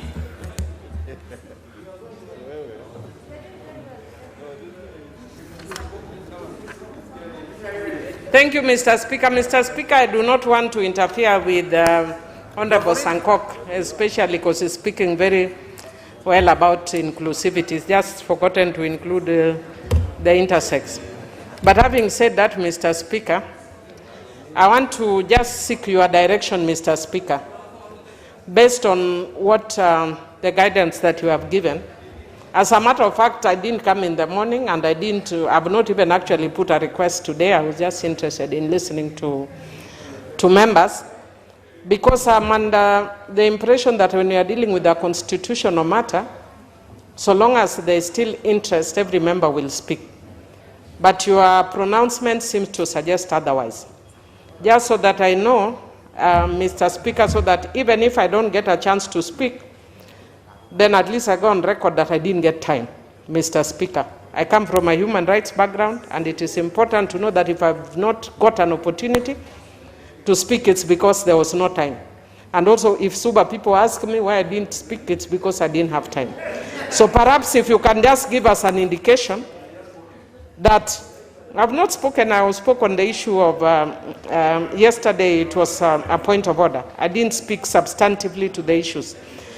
So, and I do not also want to interfere with the members. I came very late today. So what is the point, so that we don't take too much of his time? Because majority leader keeps interfering with me so that I'm not very clear on what I'm saying. Mr. Speaker, what I'd like to know, because ordinarily when we are discussing a constitutional matter, so long as members show interest, so what I would want to know is, will we continue? Maybe I missed that out. Will we continue? And that does therefore mean that we can continue to next week, because we'll not finish today.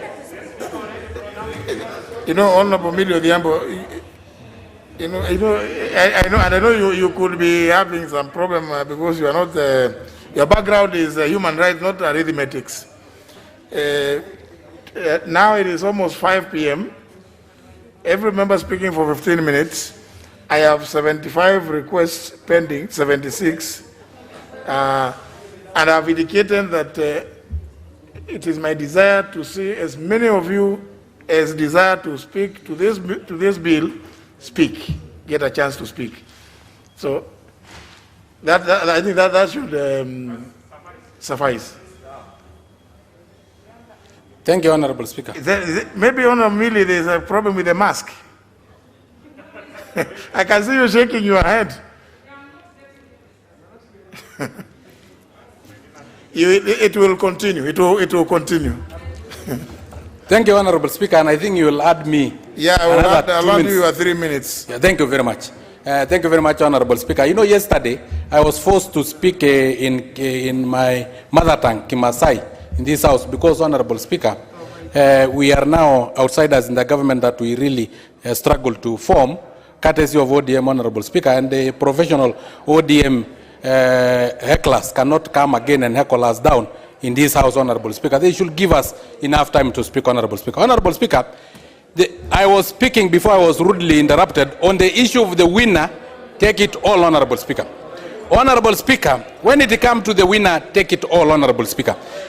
An election is a competitive process, Honorable Speaker. In any competition, there is always a winner and a loser, Honorable Speaker. We cannot have a competition that will not, because that will not be the democracy. And that is why in democracy, the majority will have their way and the minority will have their say. That is the spirit of democracy. In democracy, there must be a winner and there must be a loser. We cannot have an election process that will not have a winner. So I will, a winner and a loser, Honorable Speaker. Honorable Speaker, at times, the winner have 40%. losers in combined have 60%, Honorable Speaker.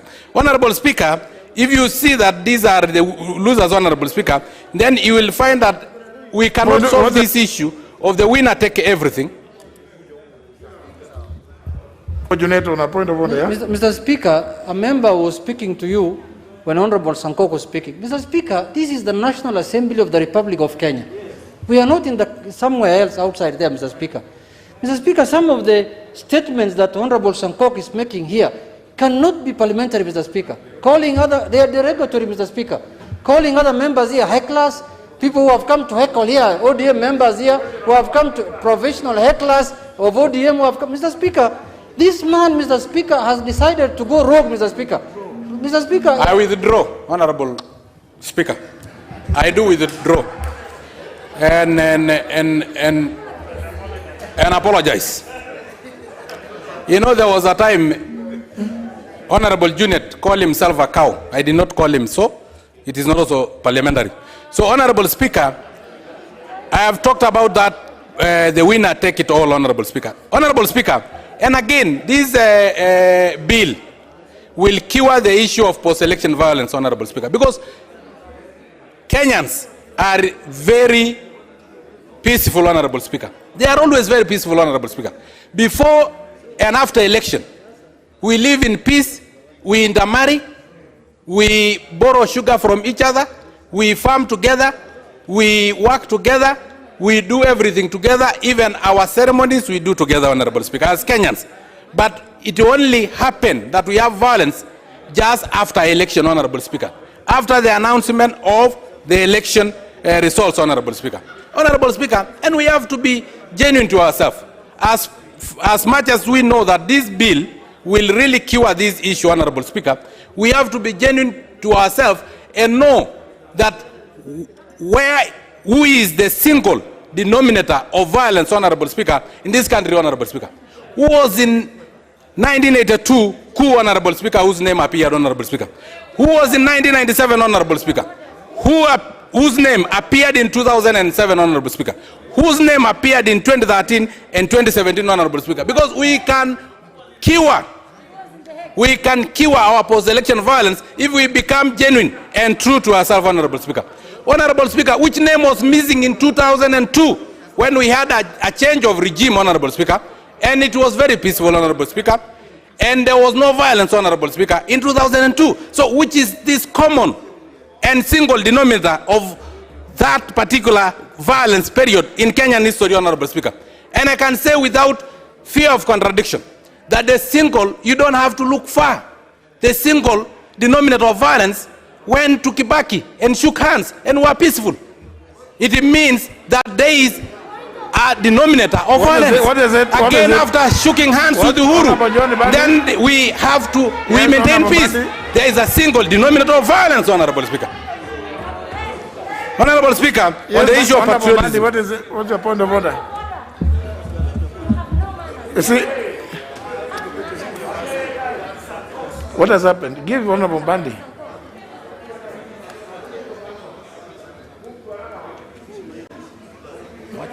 You just Which honorable? Thank you, Mr. Speaker. Mr. Speaker, I think we need to ensure decorum in this House, and we need to realize and understand that this is August House. Mr. Speaker, the way Honorable Sankok is progressing with this contribution is stirring emotions for nothing, is bringing issues that this country is trying to forget, is trying to insinuate that Raila Odinga is the cause of violence and problems in this country by saying that he went to Kibaki and shook hands, and now he's going to Uhuru and shaking hands. Mr. Speaker, Honorable Sankok is a beneficiary of consideration of persons with disability, courtesy of Raila Odinga. And the way he's behaving, Mr. Speaker, is causing shame to the team that is representing this country. Is a disgrace, Mr. Speaker. And I wonder why he believes that any time he attacks Raila Odinga, he raises his profile. That is a cheap way of trying to cut an image in this House. Some of us have where we are because of constructive, meaningful, professional, intelligent contributions, Mr. Speaker. And someone who claims to have gone through the University of Nairobi and studied medicine should do much better than what you are doing, what he's doing, Mr. Speaker. I want to urge Honorable Sankok to get back to the debate of the BBI bill and contribute on behalf of the people he represents. Since he started speaking, I have not heard anything he has talked about regarding persons living with a disability. You are not nominated to this house to be a flower girl. You are supposed to represent the constituency for which you are nominated.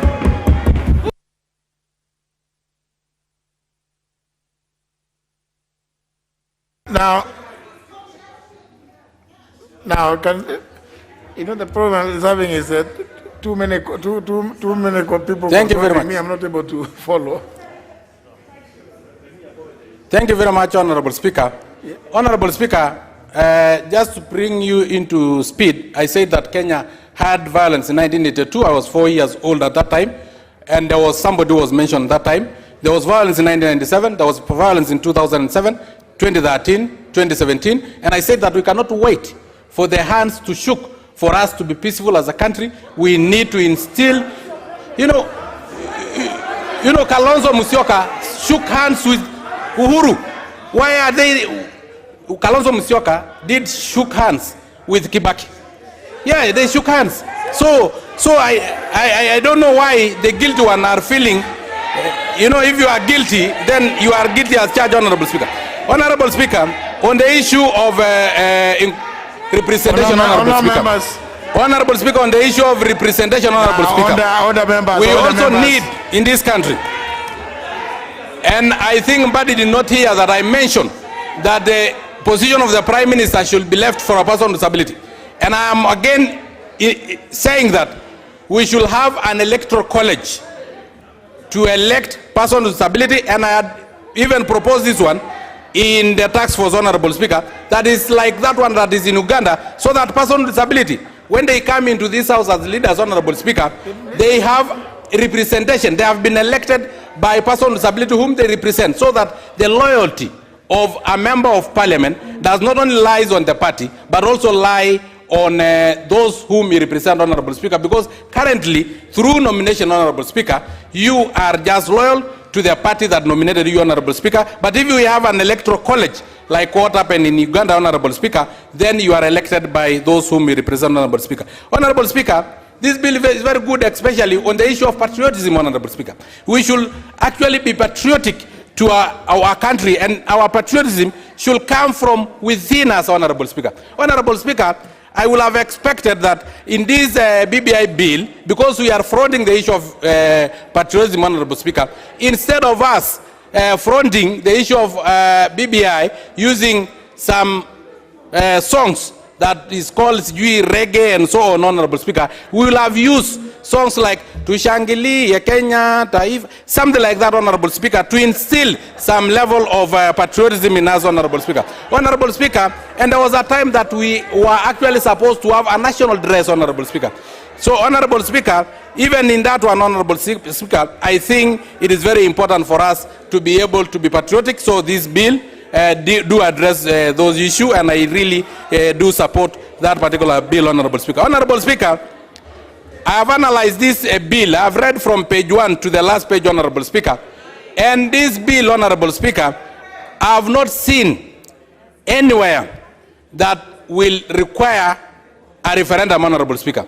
Honorable Speaker, so I urge the members of this House that let us pass this bill, and I will urge the President to assent to it, it will become law. Instead of us going to a referendum, Honorable Speaker, we can do with it, and we can just start implementing it straight away, so that we can benefit from the 70 extra constituency, Honorable Speaker, so that person with disability may get the position of the Prime Minister and the youth, the Deputy Prime Minister, Honorable Speaker, so that we move forward as a country and cure our post-election violence and any violence that normally rob us as a country. So, Honorable Speaker, I do support this bill.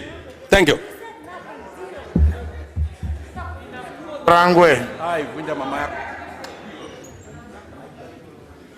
Thank you very much, Honorable Speaker. Kindly allow me to to indulge in this matter without my mask shortly.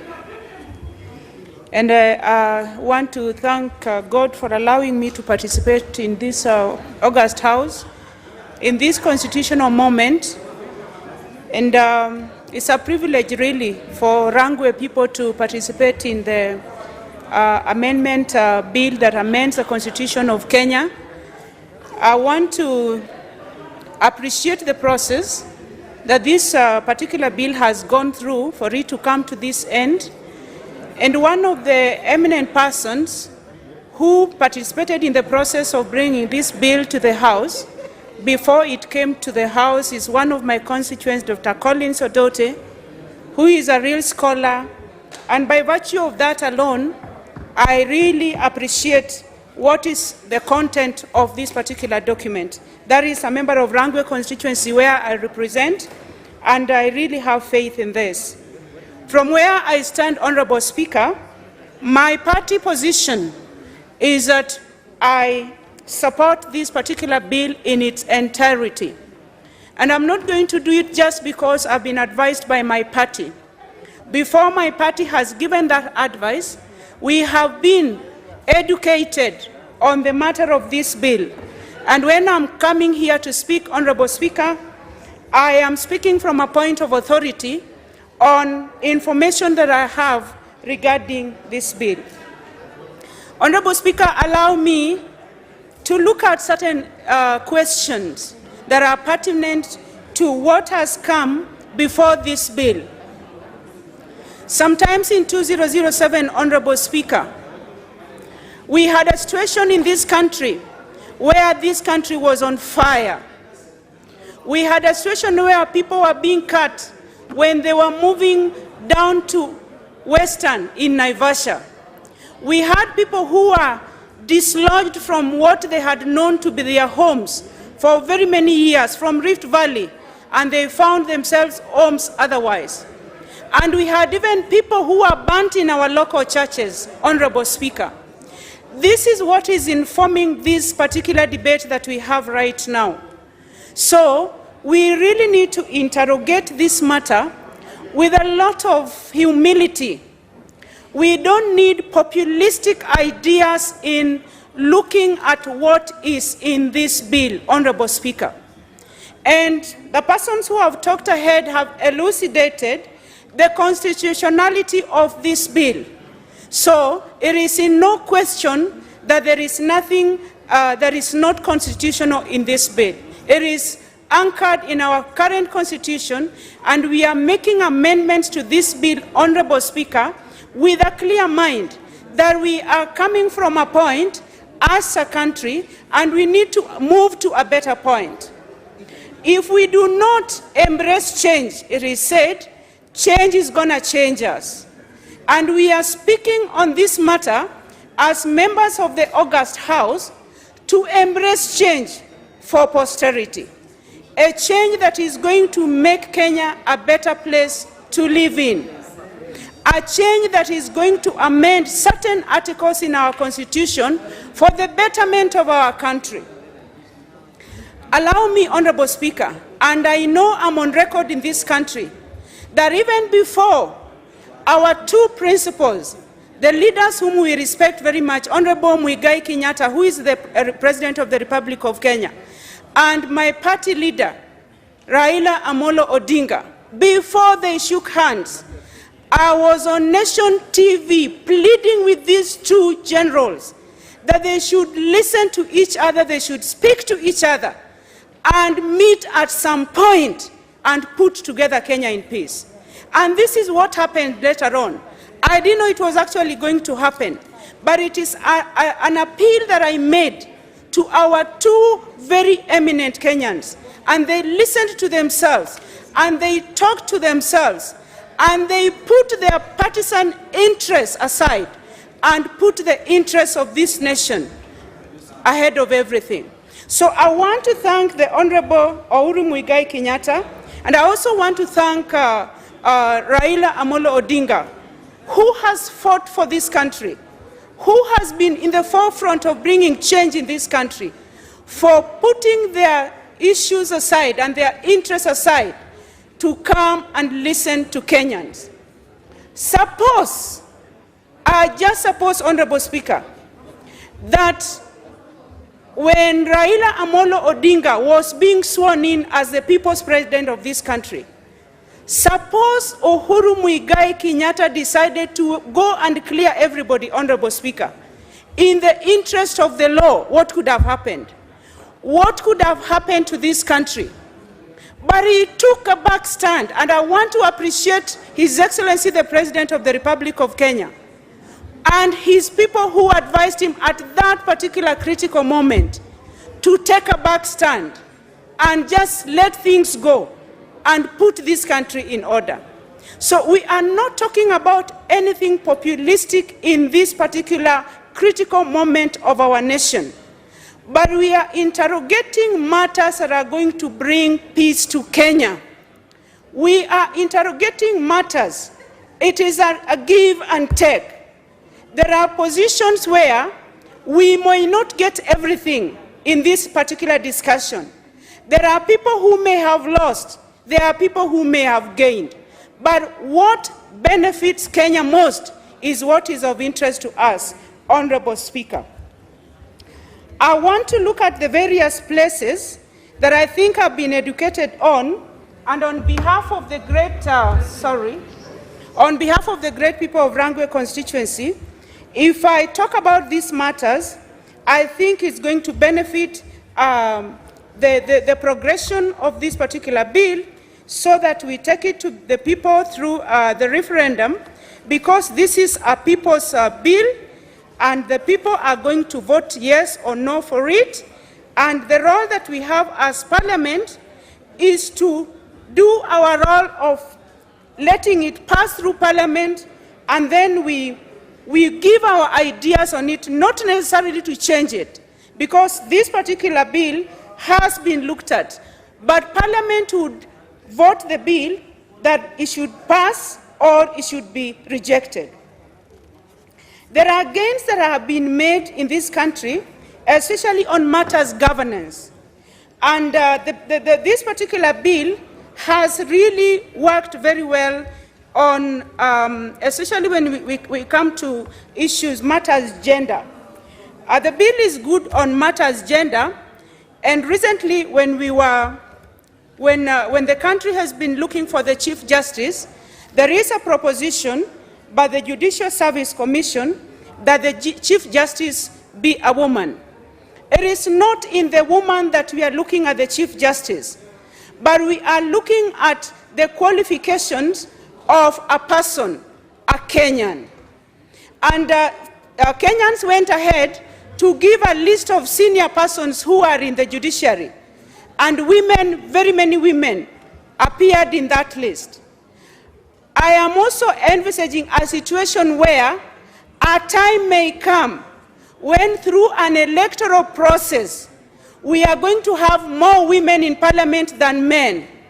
So when it comes to two-thirds gender rule, it is not a matter of favoring women to come to Parliament, Honorable Speaker. It is a matter of having a system in place that would guard against domination of a particular gender in a particular arm of government, be it the executive, be it the judiciary, or the legislature. So this has been covered very well in this particular proposal, in the amendment of the Constitution. When also it comes to the issue of national ethos, this is where I really want to dwell, Honorable Speaker. The problem that we have as a nation, among others, and the biggest of it all, is that as Kenyans, we do not look at what we are able to do to our country. We only want to look at what can Serikali do for us, Serikali's idea. But when it comes to matters that are public utilities, as Kenyans, do we take care of these public utilities? When it comes to matters of ethos, the morality of Kenyans, to take care of Kenya, to put the interests of Kenya at heart, Honorable Speaker, You find that today somebody is elected to be a member of parliament, and generally probably from a very poor background. Everybody knows what a member of parliament earns, and it is just common practice and regular thinking that for the amount of money one earns, one has a possibility of committing it to a loan for their own development. But at the same time, Honorable Speaker, allow me to say this. You find still politicians having a lot of money to flash around. Where does this money come from if it is not from public coffers? I appreciate people who are having side hustles to get extra money.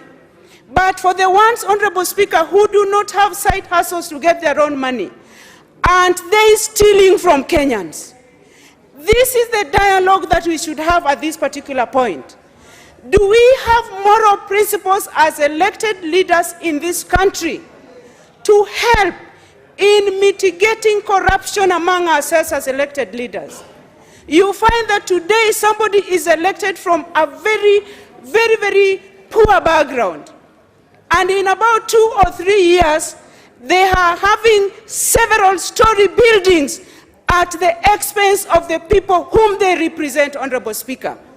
So as much as we are talking about some very amorphous things, I want us to reduce it to simplicity, Honorable Speaker. That do we have a system where Kenyans are responsible for the poor in their backgrounds? When it comes to economic equality, does the leadership of this country, Honorable Speaker, consider that particular person who is very poor in their neighborhood? And this is the dialogue that we are having right now.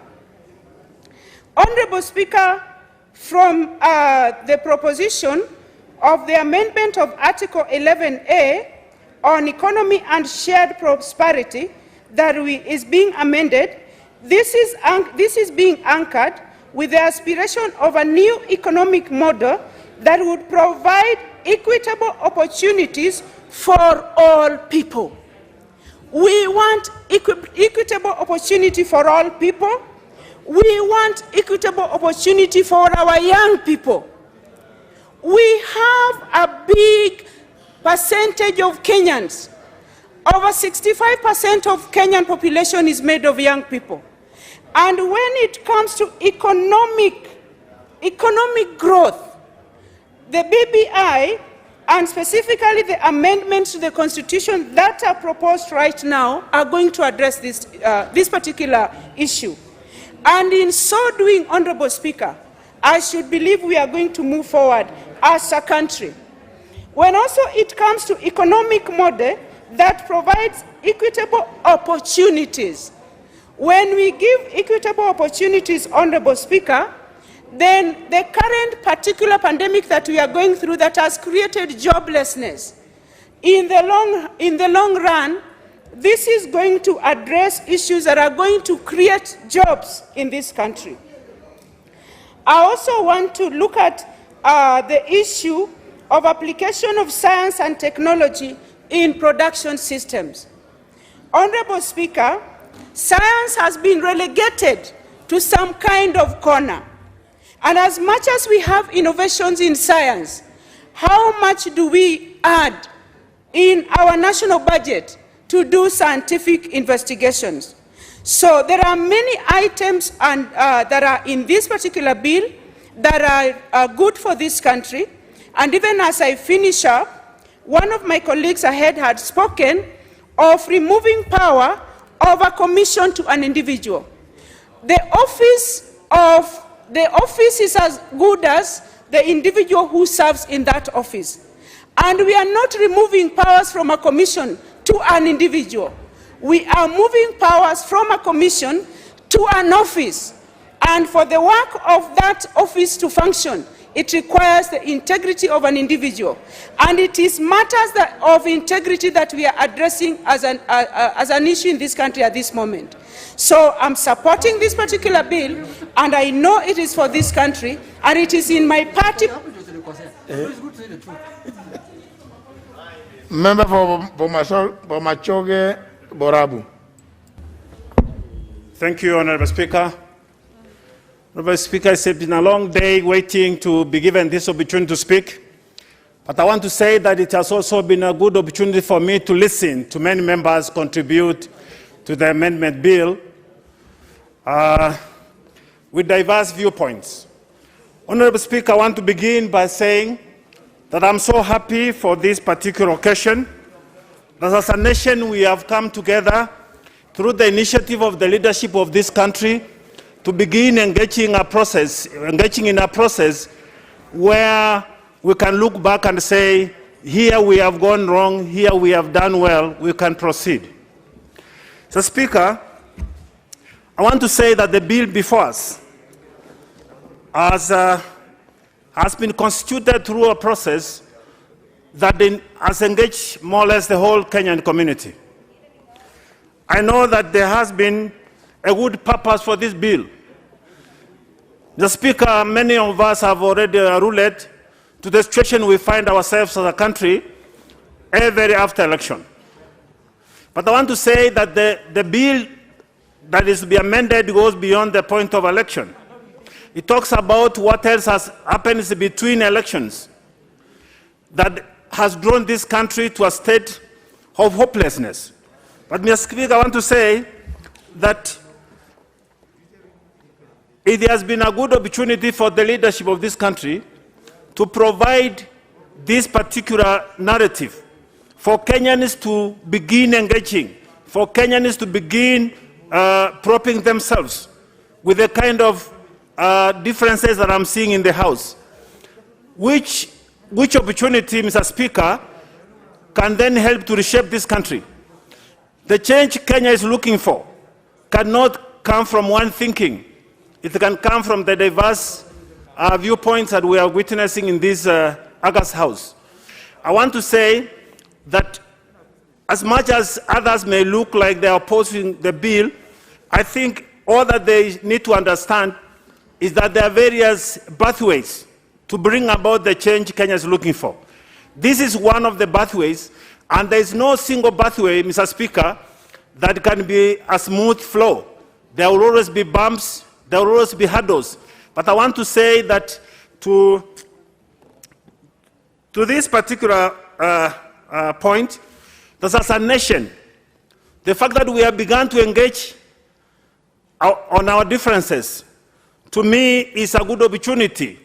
We may not repackage all the challenges that we have, but I think it's a good opportunity, and as we move forward, we expect that as we unfold one opportunity, there are challenges which can be addressed. Mr. Speaker, I want to say that the bill before us for amendment addresses a number of critical issues that many of us have gone through in our lives. When you look at the distribution of resources in this country, my big question has been, why do we tend to ignore the numbers that need to be supported by the resources? This particular bill has addressed that through the creation of constituencies, and many people are wondering whether this is going to create a huge wage bill. But I want to say, Mr. Speaker, that the amendment comes with a package of other measures that will enable this country to grow its wealth. We have a number of proposals under the economic models that, if really implemented, will see this country prosper. We also have a number of opportunities that have been opened up for the youth, for instance. These opportunities are also supposed to contribute to the wealth of this country. So as much as we may be looking at the wage bill that comes from this new amendment, let us also look at the service that the amendment is going to create in this nation. The clause on public corruption in itself, if well implemented and works out well, I'm very sure, Mr. Speaker, that this country will recover a lot of resources that have been lost before, between the election periods.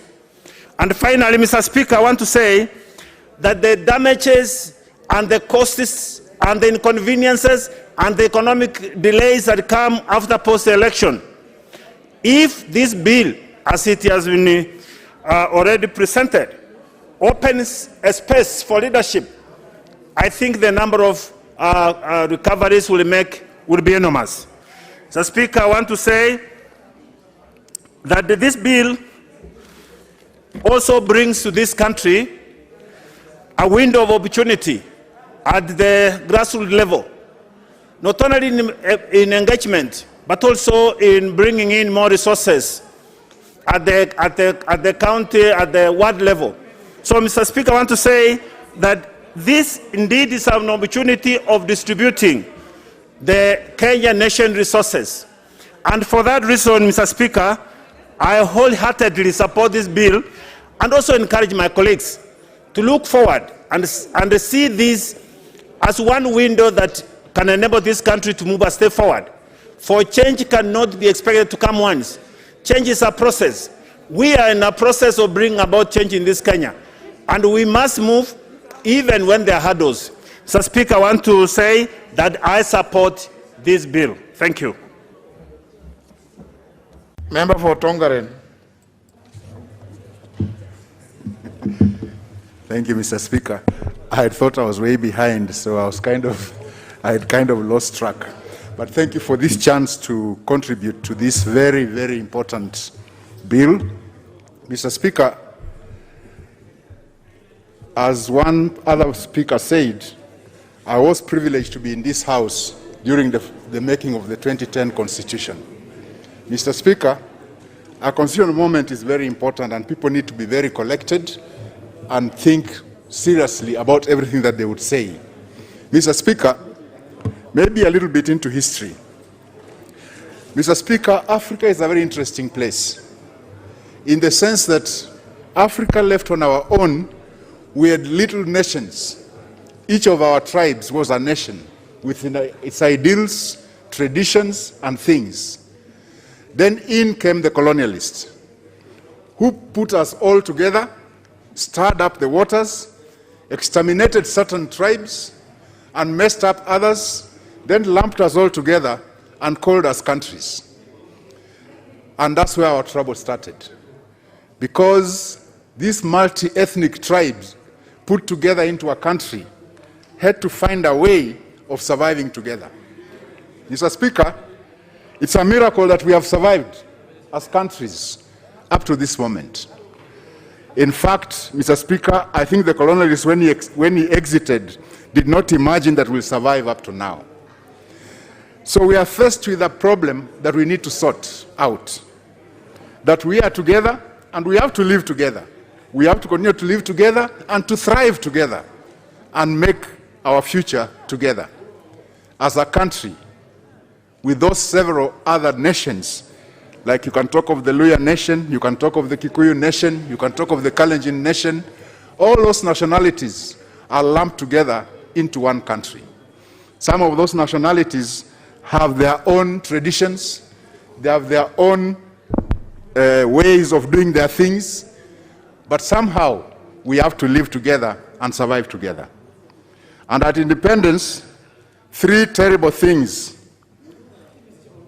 were fertilized, and they have germinated into maturity as I speak. That's tribalism, corruption, and impunity. The three feed on each other. These three have grown, and now they have matured, and they are eating us up. Such that we have to find a way of surviving together. All these communities I've spoken about, Mr. Speaker, did not run necessarily democratic processes. That was left to us by the colonialists. Somehow, it might not be the best method of governance, but it's the best that we have. We have to tailor it to be fit for purpose for ourselves. So this foreign ideology called democracy comes with a constitution. The first constitution we got at independence, we mutilated it effectively. By the time we came to the second constitutional moment, the other one was in tatters. So now we have to make another constitution. But I dare tell my colleagues, do not tire. Do not tire, because we are dealing with a foreign ideology that we are trying to craft together to put our diverse nationalities together as a country. Yes, we are amending the constitution now. We amended it in 2010. Perhaps we'll have to amend it again to make it fit for purpose. So people should not be so resistant to the idea of changing the constitution. So long as we are sure that we are changing the constitution for the good of the people, not for individual gain of certain people. And in this situation, I would say that this particular bill was long overdue. I listened to the honorable member nominated when she said that she was part of the 2010 constitution making, and she did not want the changes, some of the changes were coming up. I would have liked to ask her, when we went around the country creating the Bomas draft, and majority of Kenyans had voted for a parliamentary system, where did they get that presidential system that came out as the 2010 constitution? That was the biggest crime they committed against this country. With our multi-ethnic society, a presidential system, a pure presidential system is totally unsuitable. Totally unsuitable. And I remember when they came with that, it was a shock to Parliament. We had not expected that. We had expected a parliamentary system or a hybrid system. So, since she was part of that team, she has answers. She has questions to answer to Kenyans. Where did they get the presidential system? Because we did not recommend it. They came with it, we passed it. We've tried it now for 2 terms, and definitely it has given us a bad feeling. Because in the pure presidential system, where we thought the separation of powers, legislature, executive, and judiciary will be helpful, it has not been as helpful as we expected. With our multi-ethnic society, a parliamentary system or a quasi-parliamentary system like what's proposed by this bill would be most suitable. It will be more suitable for us because then you can now start talking about inclusivity, such that whichever political party wins an election might be compelled or at least convinced to include more people in their governance. They might be compelled to include more communities in their system. That way, you'll have more inclusivity than we've had before. And it's very important, especially in this bill, when I look at the devolved functions, like devolving 35%, I find that most encouraging. I find that most encouraging because the constituency I come from, Tongaren, had no single kilometer of tarmac. The only tarmac in Tongaren constituency is by the county government, the devolved system. If they had 35%, they probably would have done a better job. But that is what I have. So I do understand when we say 35% to the counties, I do understand those who want to hold the money at the center, what they feel. But for me, it's a very welcome improvement, in the sense that the county government will be empowered enough to create tarmac where the national government has failed to. On the part of constituencies, for the last 5 years, Bungoma County has lost over 2 billion shillings that would have come as CDF. Because the boundaries review after the 2010 constitution definitely gave Bungoma a raw deal.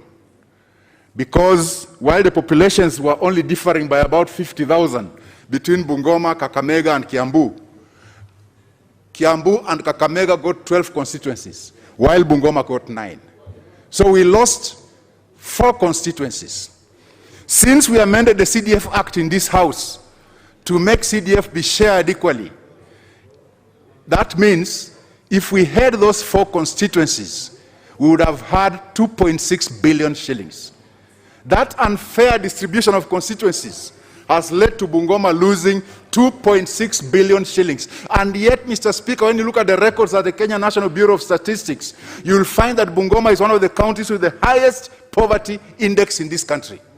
Yet, we were losing money every year. Up to now, we've lost 2.6 billion. So to me, the creation of constituencies is actually righting a wrong that happened to my county. In fact, giving Bungoma 3 counties is inadequate. 3 constituencies is inadequate. We should have been given 4, so that we recover fully what we've lost. Mr. Speaker, I heard the reasons why, how the formula used based on the populations in the counties, but I think they forgot something. They should also have looked on the fact that there are some counties that are benefiting from protected constituencies. They should have been made to pay for holding those protected constituencies, so that some of those constituencies would have gone elsewhere. Like for me in Bungoma, I'm still demanding 1 more to make 4 constituencies. Mr. Speaker, when you look at the issue of the hybrid system, yes, it has some dangers, in the sense that you find some people now positioning themselves as tribal kings to come and occupy those positions. I want to warn them, those positions are not being created for tribal kings. Those positions are being created for men and women who can serve this country with dedication. So anybody positioning themselves as tribal kings to come and take those positions should forget about it. We are not creating those positions for tribal kings. We are creating those positions for men and women of goodwill who will come and serve this country with dedication. For those who want tribal kingdoms, what they should do is come up with a popular initiative amendment bill, so we can convert the Senate into the House of Elders, and they can go and sit there. But not here. They need to know that. Because as we continue with this constitution making, because, Mr. Speaker, I must dare say that this is not the last time. We might have to amend this again. Because as I said from the beginning, we are a country of many nations. And these nationalities, these nations, these tribes, we call them tribes, but they are actually nations. They have to live together. We have to craft a system for them to live together. Because a human being is basically a selfish person. They'll do things for themselves, then they'll do things for their nation. You keep on hearing people talking about patriotism. I can assure you, Mr. Speaker, all of us here are very patriotic to our nations. Our nations are our tribes. We are very patriotic to them. But then sometimes we need laws that will make us also look at the nation as a whole. And this kind of tinkering with the Constitution will have to go on. The only thing we need to be awake to is that we should not tinker with the Constitution to benefit certain individuals. We should only tinker with it to benefit the country and to make our lives better. And I think this, to me, is a good beginning. It's a good beginning, and people should not tire. So that by the time we come in on the next parliament, those who will come in the next parliament can also look at what might not be right and try and correct it. Because, Mr. Speaker, as I said, democracy is a foreign concept to us. It's the white people who came here, disrupted our lives, lumped us together in one country, and called us Kenya. We have to find a way to live together.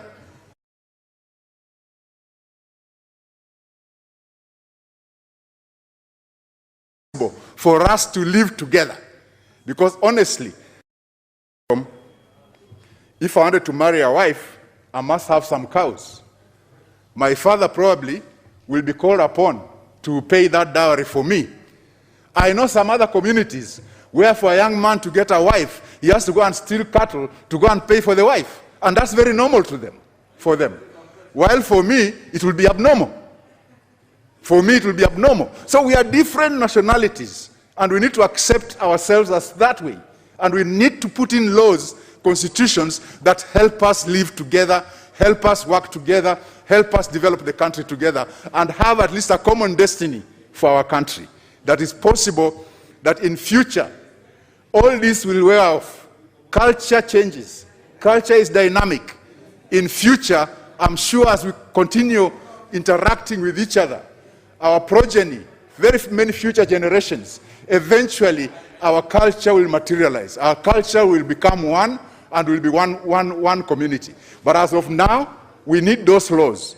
In fact, where it says shared prosperity, in the next parliament, I hope those who will come here will look at the laws of Singapore and the laws of Mauritius and see how those countries have managed to handle their tribalism, so that they have got job quotas for each community in those countries. We need to do that here, so that in the public service, every community therefore gets a chance to be represented there. Mr. Speaker, I support and I pray that all Kenyans support this, so that we continue with the journey of building Kenya. Thank you, Mr. Speaker.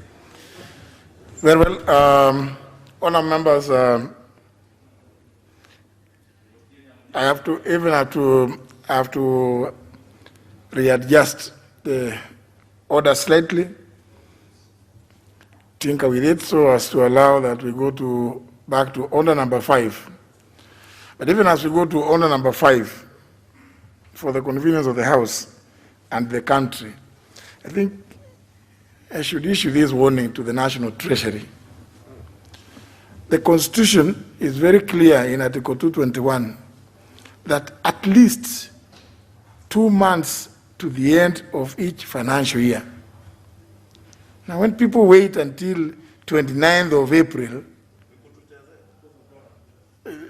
and I think, no, the estimates must be, it's at least 220, in Article 221. The Dora and Kara is 218. But it is very wrong for people to wait until the last day, because for all we care, we could have adjourned this sitting at 3 p.m. If this is the time that the National Treasury is bringing the estimates, it really speaks very, very volumes about their level of competence. Yes, I mean, it's not, this is very wrong. But nevertheless, for the benefit of the country, we will rearrange the order paper so as to go to order number 5 and allow the Leader of Majority to make his pronouncement. Honorable Speaker, I beg to lay the following papers on the table of the House today, Thursday, April 29th, 2021, afternoon sitting. But the financial year 2021 to 2022 and the medium-term budget estimates for the national government, which include A, financial year 2021-22 program-based budget, B, financial year 2021-2022 estimates of recurrent expenditure, financial year 2021-2022 estimates of development expenditure, and financial year 2021-2022 list of projects, and lastly, the budget summary for the fiscal year 2021-2022. Honorable Speaker, allow me to just explain that the delay in submission, while these estimates were ready, was based on the court ruling, which had said estimates cannot be introduced before the DORA has been passed. And hence, Treasury was waiting for the passage of the Division of Revenue Bill in this House to submit so that it's not seen as contravening that court ruling. I think that was the whole essence. And we are still within the 2 months, because we have the whole of May and June. So it's because Senate made amendments which were never communicated to this House, and hence it would have been actually been done earlier if it was not for that hitch. Hopefully, luckily we are still within time, and perhaps when we process DORA faster next year, then we'll see who will actually be the delaying factor between the 2 houses of Parliament and Treasury. But I think that was the confusion or the rationale for the delayed submission, not because they were not ready, but because they could not bring it until this House has approved the Division of Revenue Bill. Yeah. What's your point of order, Honorable Ishuma? Honorable Speaker, without doubting the Leader of Majority, he says that the delay by the National Treasury in tabling the estimates is a result of the court ruling. And Honorable Speaker, if I remember well, I think what the courts advised is on the passage of the appropriations bill. not necessarily the tabling of the estimates. And I do not find anything that stops the National Treasury from tabling the estimates. And I think your reprimand, Honorable Speaker, to the National Treasury was very well placed. It is holding this House with a lot of contempt. Maybe just advise the Leader of Majority. I know he's worked in the Treasury as a Cabinet Secretary in charge of the National Treasury, but he must now realize his new role as Leader of Majority in the National Assembly and leave behind his hangovers of the past in the National Treasury and cease being an apologist for the National Treasury on this floor. When the National Treasury hears, we must be bold enough to tell them they are hearing. I'm certain, Honorable Speaker, the Budget and Appropriations Committee and the Parliamentary Budget Office will take their work seriously and be able to go through these estimates. I can tell you, Honorable Speaker, the glimpse I have seen of those estimates, just like last year, we are not cognizant of the current circumstances that Kenyans are living under.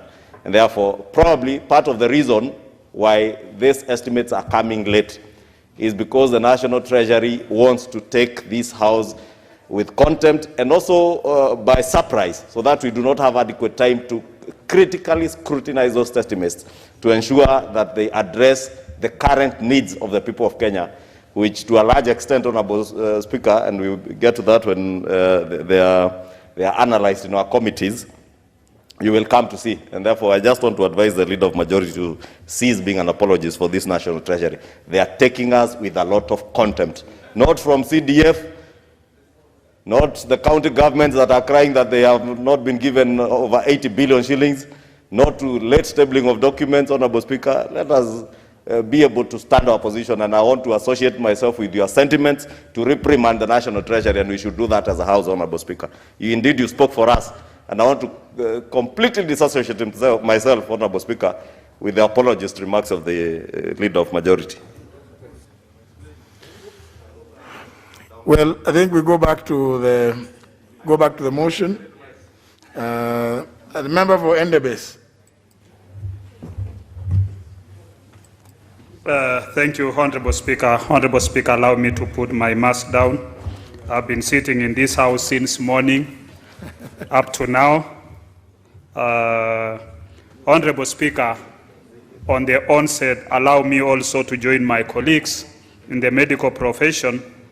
Today we've lost one of the obstetricians, gynecologists, Dr. Stephen Karanja, due to COVID. Honorable Speaker, this pandemic is really serious, and we've seen what has happened in other countries, in India, in Brazil. Things are not good. And I would urge the public that let's not relax the regulations, the guidelines from the Ministry of Health. Let's keep on observing them, ensure that we remain safe and healthy as a country. Honorable Speaker, looking through the BBI report, the report of this committee, both the Committee on the Senate and the Committee of the National Assembly. Honorable Speaker, I went through some observations of the Committee on the implications of the various court cases. Honorable Speaker, I'm aware that Nandi County, Kericho County, and the Governor of Makueni, with this National Assembly and the Senate and the Office of the Attorney General being interested parties, sought advisory opinion from the Supreme Court. And that advisory opinion was declined because there were 8 petitions which were pending in the High Court of Kenya. And they've advised that until the High Court determines, so that there can be no confusion. Honorable Speaker, I'm also aware that the High Court has given conservatory orders in the consolidated petitions before the High Court, petition E282 of 2020 being the lead file, restraining the Independent Electoral and Boundaries Commission from facilitating and subjecting the Constitution of Kenya Amendment Bill 2020 to a referendum, or taking any further action to advance the Constitution of Kenya Amendment Bill 2020, pending the hearing and determination of the consolidated petitions. This order remains in force until the judgment is delivered. Therefore, the House, should the House even pass this constitution, it would not be unable to subject the bill to a referendum. There is also in place an order consolidated in the petitions barring His Excellency the President from assenting to the Constitution of Kenya Amendment Bill 2020 should it be approved by the two houses of Parliament. The order further provides that should the President assent to the bill, the amendment shall not come into force until the determination of the petitions challenging the process. So, Honorable Speaker, going through this amendment bill, the 2020 Constitution of Kenya Amendment Bill, as we are aware, it went through several processes. After these processes were initiated by the President and the Prime Minister, and they took it through the Building Bridges Initiative, through the public. Honorable Speaker, several presentations were made. We had presentations, Honorable Speaker, from the support community, which unfortunately, they have no county of their own. They are divided into Nzoia and Bungoma, where they are in the two counties, they've been marginalized. The suburbs seeked that they be consolidated into one county. The Right Honorable Raila Odinga, on several occasions, mentioned about the need for the suburbs, the TESOs, the couriers, where they have raised these objectives. When you look at this document, Honorable Speaker, it does not address those issues. This bill totally ignored those sentiments that were raised, because you cannot marginalize a community and put them in two different counties where they become minorities in both sides. It's unfair, it's a historical injustice to the suburbs, to the TESOs, and the courier. And therefore, Honorable Speaker, to me, those conservatory orders by the High Court, I think we hope that this bill, after it has been, whatever the outcome of this House comes, it will wait for the determination by the High Court. Because those sections, there are sections, Honorable Speaker, that we feel, as much as my county of Nzoia is gaining maybe 2 constituencies, which is okay, I have no objection to that. But marginalizing a community into 2 counties, that they cannot be able to have a governor of their own and benefit from the devolution, where we are talking of devolving 35% of the money to the counties, where these people still remain marginalized. To me, that is not acceptable. And for me, that is the main basis for which I oppose this bill, Honorable Speaker. Honorable Speaker, looking at other areas in terms of this bill, I know there are 9 points which were raised by Honorable Raila Odinga together with the President on their handshake. But I have not seen in this bill where it is addressing, because you see, when we talk of fighting corruption, we already have institutions. We have EACC, we have DCI. You have orders which are given by the President that within 21 days, the KEMSA scandal we should have people being prosecuted in court.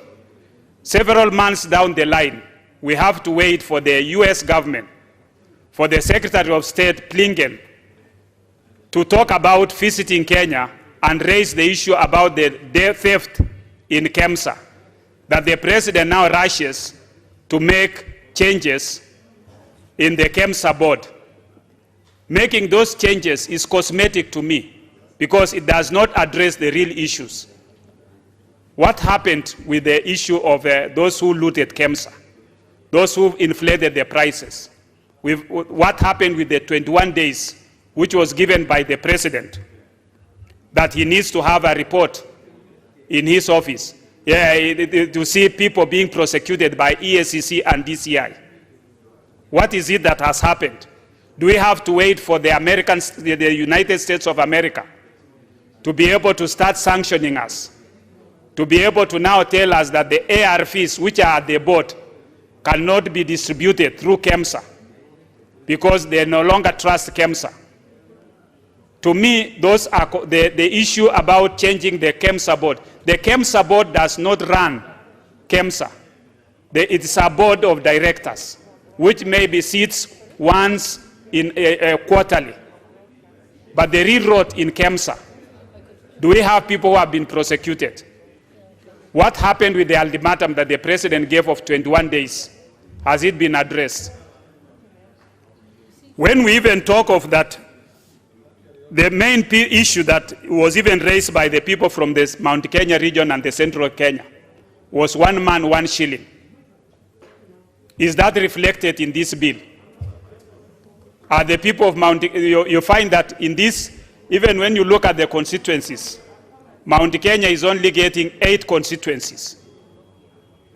When they get 8 constituencies out of the 70, is it beneficial to them? Is it addressing the 1 man, 1 shilling? Honorable Speaker, going again to even the issue about amending Article 89. When you amend Article 89, which is the functions, the delimitation functions of the IBC, and you give it in the schedule, the IBC on which constituencies are to be created. I think that, to me, is unconstitutional. It's interfering with the commission's work. You can only create, you can only amend to say there shall be 200, let's say from 270 constituencies, 290 constituencies to 360. But you cannot, now the IBC has to use the guidelines for which they are given by the Constitution. But this matter being before court, I don't think I can make more comments about it. We leave it to the court to determine.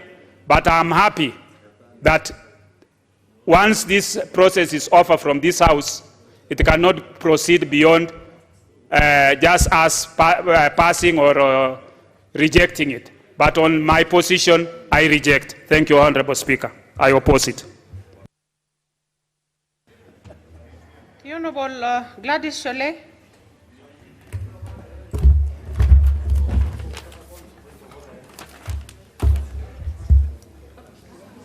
Thank you, Honorable Speaker.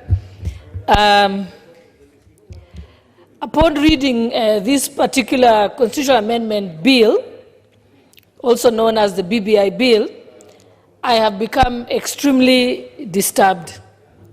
It is very clear and apparent that a vast majority of the proposals do not need a constitutional amendment to be effected. Bottom line, it's mostly about creating political positions. This bill will go down in history as one of the biggest frauds in Kenya's legislative making process. And as I oppose this bill, I would like to point out a few clauses, just a few examples of the reasons why it is in fact a fraud and is not necessary for us to have constitutional amendment. For example, clause 2, which proposes to make regional integration and cohesion as part of a way of Kenya achieving its economic goals.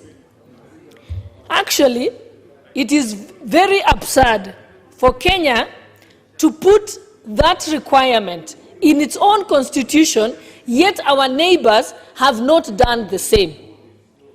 Basically, it's akin to making a constitutional change in order to achieve regional integration. It is like requiring a law, passing a law that I must make a friend of my neighbor. That does not require constitutional change. Usually, that can be done through treaties and other bilateral agreements, but not through constitutional change. Another example is clause 3, Clause 3 says that we need to have a new economic model called shared prosperity. But when a deeper reading of this bill shows it's nothing but an empty buzzword. Shared prosperity is a good thing. Pay inequality, income inequality, wealth inequality cannot be cured by a constitutional statement. It can only be achieved through competent budget planning and execution. It has to be a deliberate effort through careful and prudent economic stewardship of a country, not a constitutional change statement. Clause 4, which deals with citizens' responsibilities. Again, this probably is one of the most absurd clauses that we have in this bill. It goes on to say, to require that we must deliberately promote, protect the well-being of family, including the respect for parents and elders. That is not something that is achieved by having it inside a constitution. That can only be achieved either through upbringing or encouragement through school curriculum and education. But it cannot be a declaration or achieved through a declaration in our constitution. In fact, this is a very good example of what is bad law. In fact, had it even been put in any other legislation, it would still be considered the most absurd law that cannot be implemented. If I put my attention to Clause 5, Clause 5 proposes to amend Article 31 of our Constitution to incorporate the right to protection of personal data. Again, this is another superfluous, unnecessary amendment to the Constitution. Already the current Constitution states that every person has a right to privacy, which includes the right for their property, information, and so on not to be infringed upon. So therefore, it was highly unnecessary to again create a new constitutional amendment that purportedly provides protection of personal data, which is something that already exists in our current constitution. Again, this tells you that the proponents of the BBI bill were simply throwing in amendments here and there so as to justify the creation of an expanded executive and also an expanded parliament. I now look at Clause 6, Honorable Speaker. Kenyans have been misled in that Clause 6 that corruption will be cured by this amendment. But I would like Kenyans to know very well, and I plead with this House to look at it. That Clause 6, which purportedly is supposed to fight corruption, does not actually fight corruption. All it says is that Parliament shall enact legislation for expeditious disposal of corruption cases. It does not give us any cure for corruption whatsoever. And in any case, corruption doesn't exist in Kenya because of lack of laws. In fact, we have no less than 11 pieces of legislation that deal with corruption.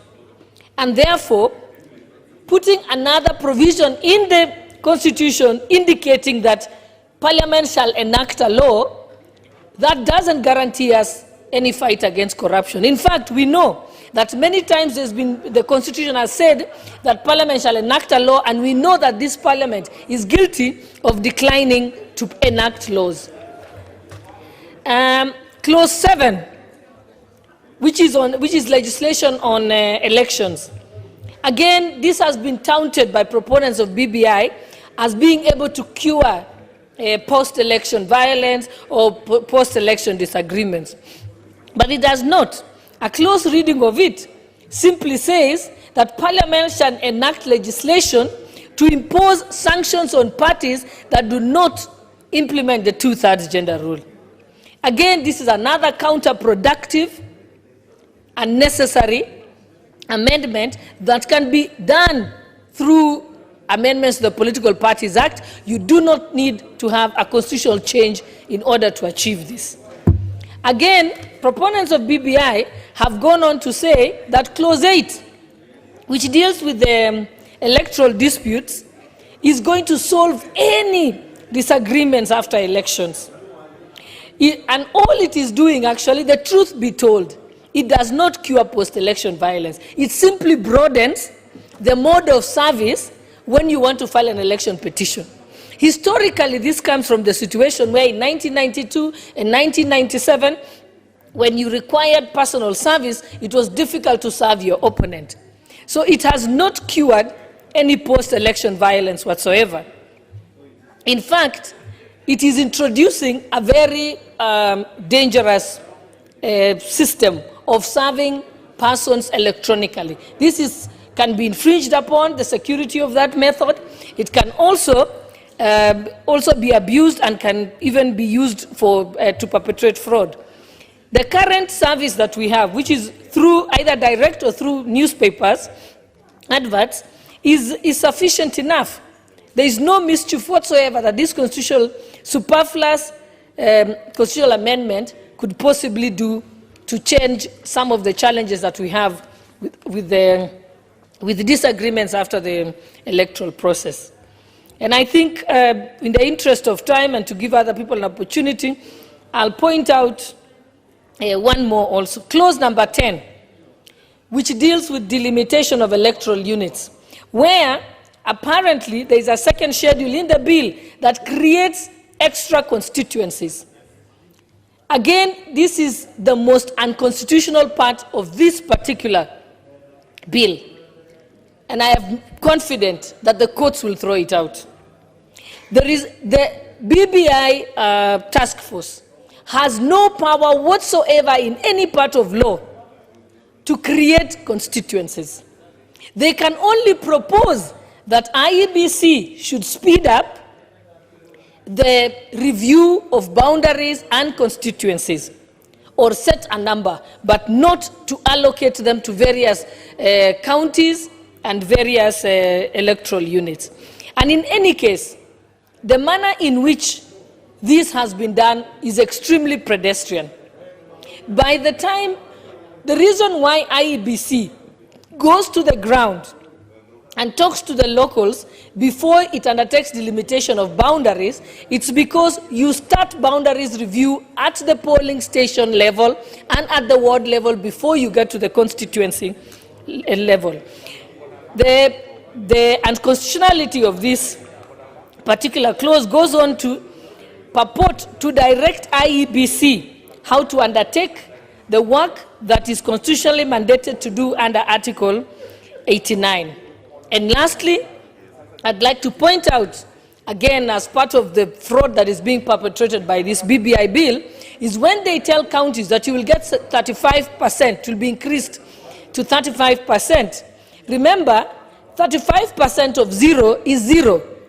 If you want to increase resources to counties, then you must increase the revenue base.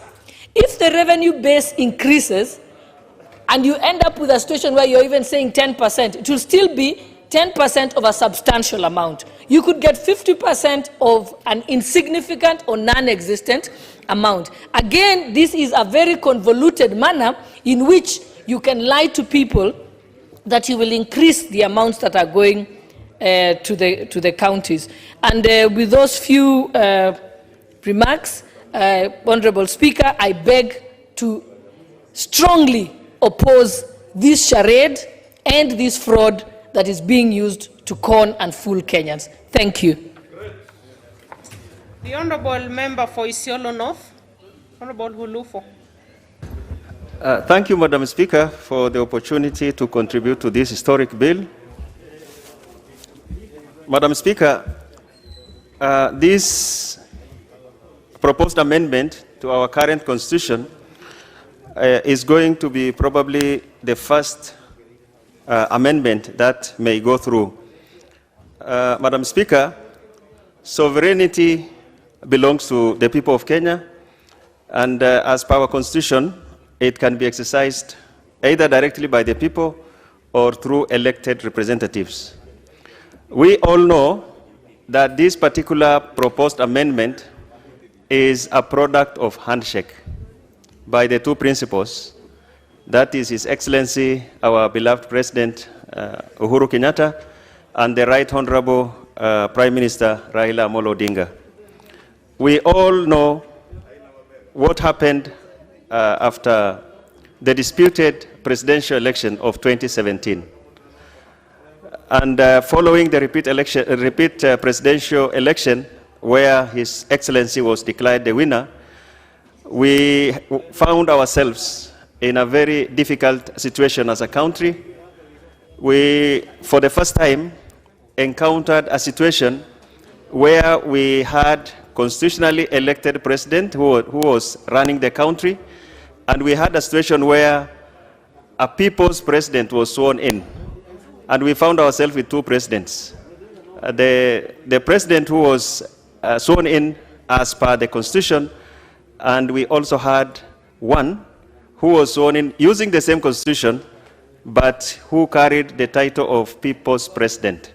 And we all know how much it costed us as a result of the prevailing conflict then, the clashes between police and demonstrators and so on and so forth.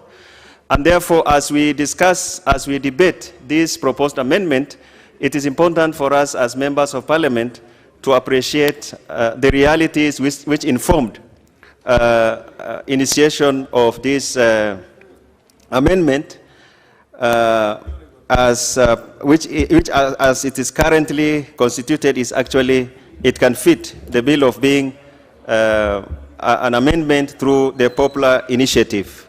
We do appreciate that during the disputed presidential election, our president garnered 2.8 million votes, and his Right Honorable Raila Amolo Odinga also garnered 6.8. And therefore, these are two individuals, two principals in this country, who are supported by millions of voters, and therefore they use that as an opportunity to come together, do their handshake, and initiate a process which they thought is going to address the underlying causes of post-election violence. Madam Speaker, when the BBI Secretariat task force was formed, and they went around the country to collect views of Kenyans in terms of what they felt needed to be amended in the current constitution, different interest groups in different counties presented their memoranda verbally and also in written form. It is also true to state that not all the suggestions find themselves into the final product, which is the bill we are discussing today. I come from a pastoral county, and I can confirm that there are many issues we raised, the many issues that we presented, which unfortunately have not been captured. Others have also been captured. And we also appreciate that in constitutional making processes, nobody actually, no interested party will be able to have everything that he or she desires to be incorporated into a constitution or into a proposed constitutional amendment. There are a few areas which we are not comfortable with. When various experts appeared before the Joint Committee of National Assembly and the Senate to give them their view on whether, as National Assembly, the lawmaking body of this country, we are allowed to open up this bill and subject it to further amendments, after going through their report, I realized that majority of those who gave their views were of the opinion that the National Assembly cannot serve only as a conveyor belt, that we can use our powers of lawmaking, the powers donated to us by voters, Kenyans who voted for us, to open up this bill and try to see what we can amend and so on and so forth. But unfortunately, looking at the conclusion of the committee, that is not reflected. If you look at their report, actually, it is only the Kenya Law Reform Commission which indicated that it cannot be opened up for further debates.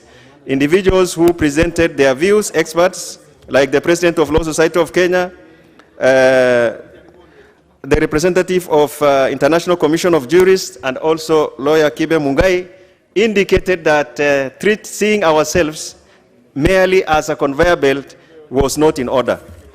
Having noted that, Madam Speaker, I would like now to look at some clauses of the proposed amendment bill. The first one is insertion of a new clause under Article 10. And we know that as per our current constitution, Article 10 relates to national values and principles of governance. Inclusion of regional integration and cohesion, I see that as something which is very important. We are part of the African continent, and we are also part of East African Federation. And having a clause that will enable us to integrate better with our African brothers and sisters is something which is quite in order. And we can actually bring this to effect through further legislation and so on and so forth. In terms of proposed insertion under Article 11, that is on economy and shared prosperity. As representative of a pastoralist community, pastoralist constituency, a constituency where pastoralists constitute the majority, this is of interest to us. Madam Speaker, it should be noted that it took almost 40 years of independence for Kenyan government to recognize pastoralism as a viable form of livelihood, and pastoralists as people who can contribute positively to our well-being as a nation.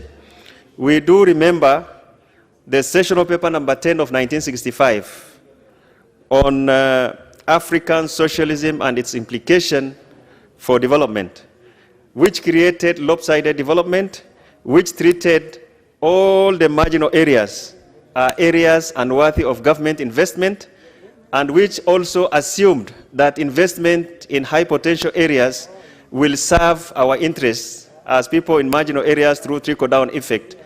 And actually, it didn't work, and therefore we ended up lagging behind our brothers and sisters from high potential areas. It took the Grand Coalition government to make proper recognition and also to come up with policies that recognized pastoralism as a viable form of livelihood through a sessional paper which was formulated in 2012. And therefore, if we have this article in the Constitution, as pastoralists and also as people from ASAL areas, we feel that now we are part of this nation.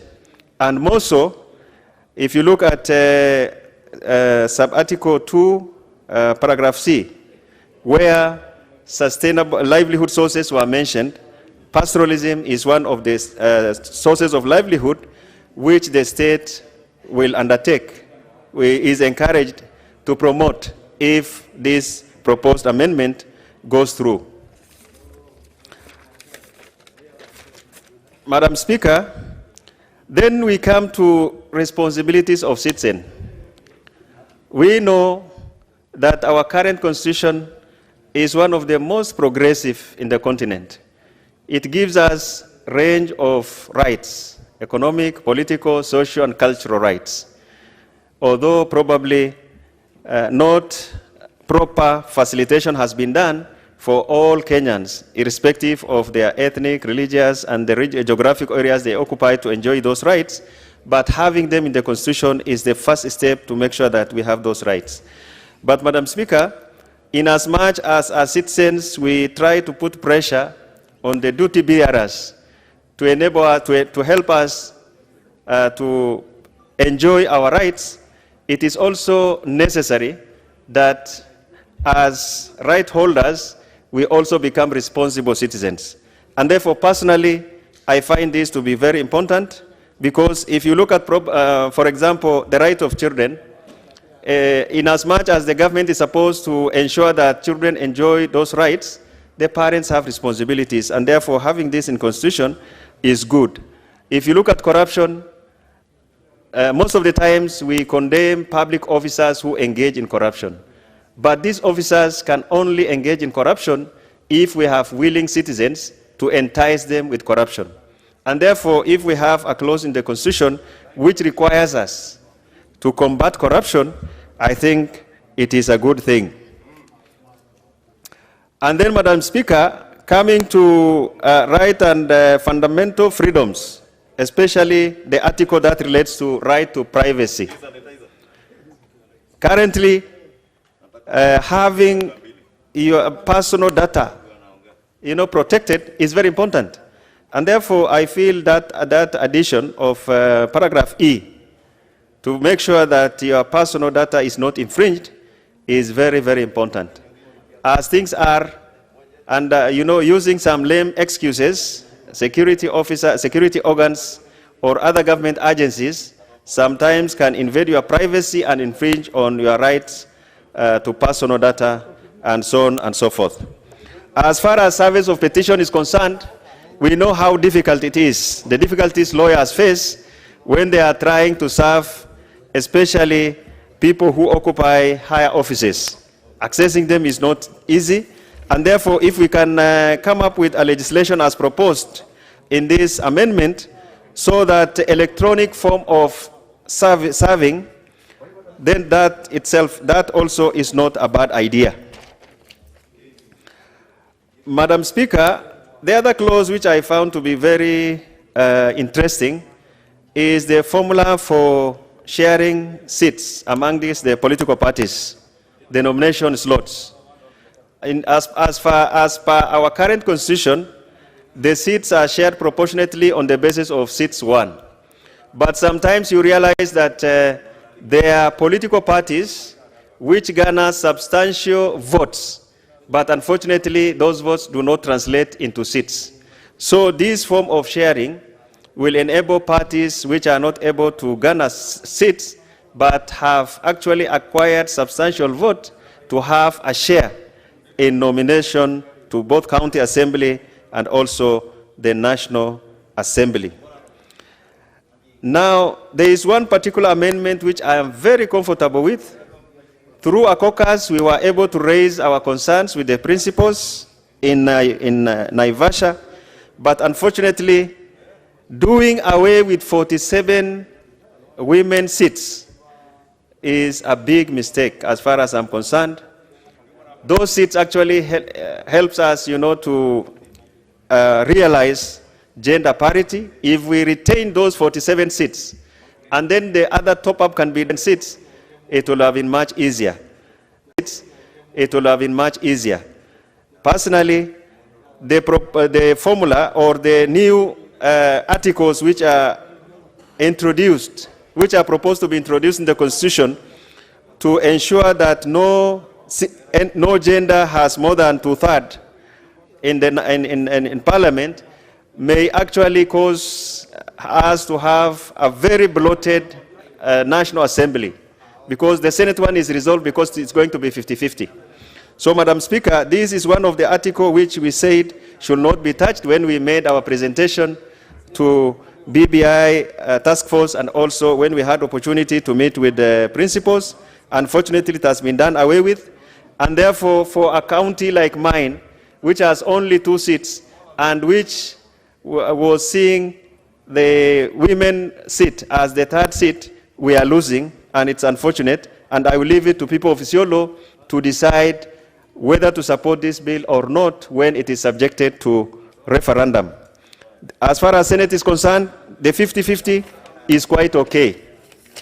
And finally, the Article 203 on sharing of revenue, or raising of revenue to 35% is a good thing. But for us, the new paragraph N introduced is something which we are not comfortable with as voters, as people from Asal.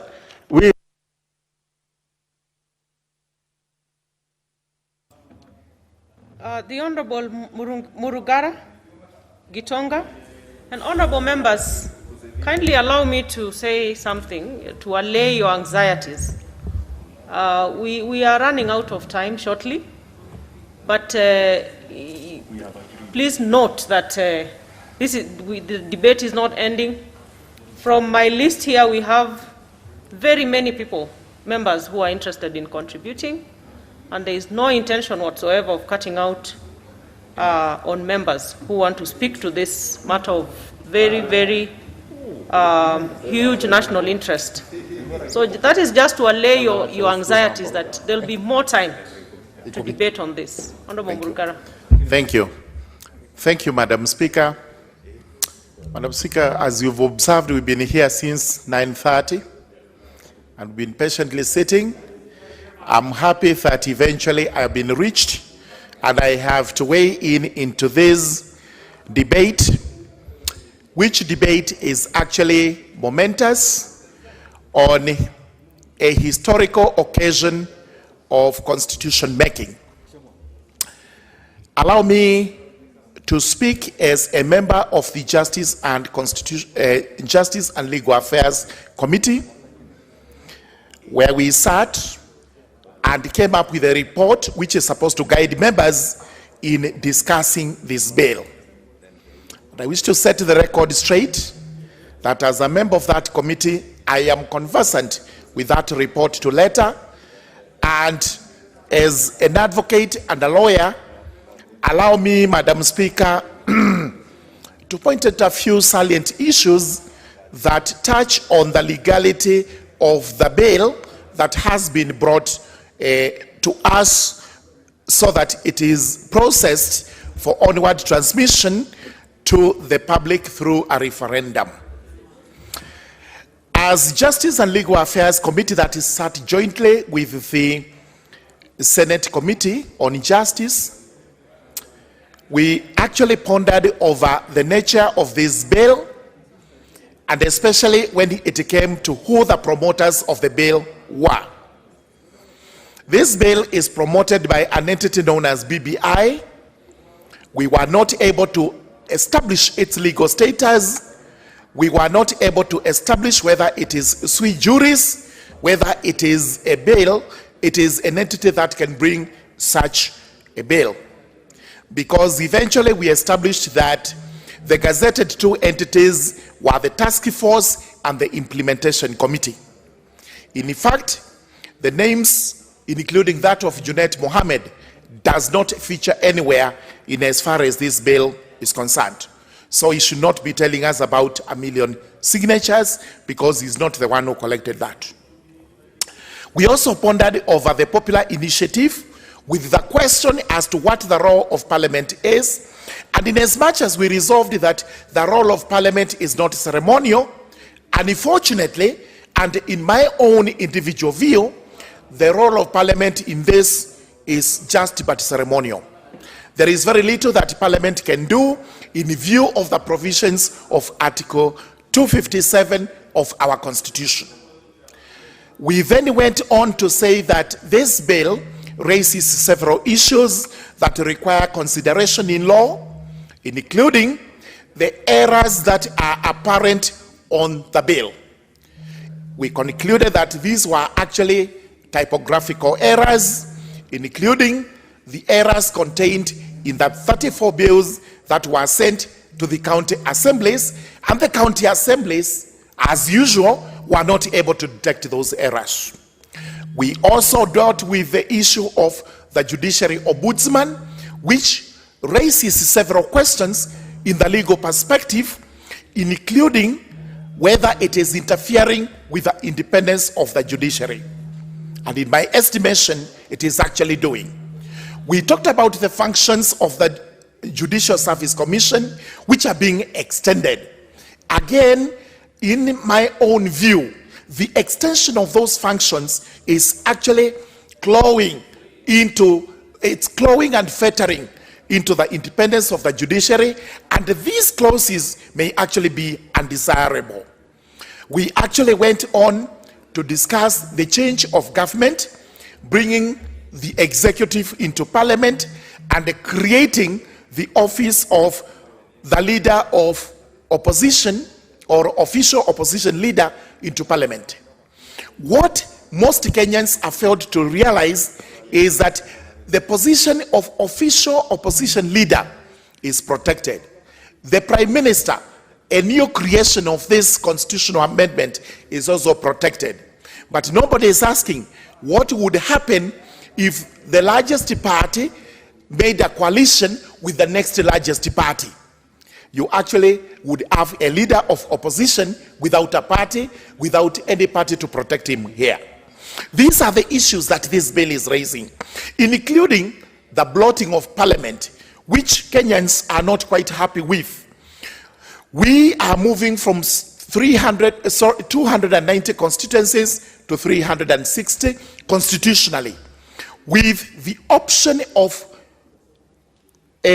nominating, especially the other gender, so that we top up the 2/3 gender rule. The net effect is we are staring at this parliament bloating, the National Assembly alone, bloating to not less than 600 members of parliament. Is this desirable? Kenyans must ask themselves. As we used to say, upon the advent of multi-party in this country, led by one Kenneth Njido Matiba, let the people decide. And Kenyans will decide on this.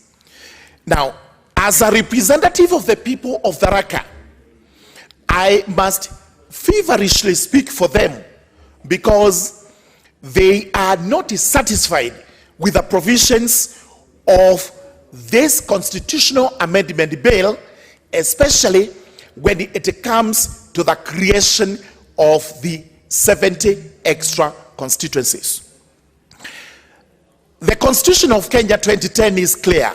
It is only this House that can alter Article 89(1) of the Constitution and create additional constituencies. Therefore, the BBI is correct, and we have noted that in our report, to propose that we create an additional 70 constituencies. What does not satisfy me and the people of Tharaka is the fact that the BBI has gone ahead to distribute, to populate the counties with the constituencies. This is actually not inconsistent with what the people of Tharaka advanced when they made their public participation representations.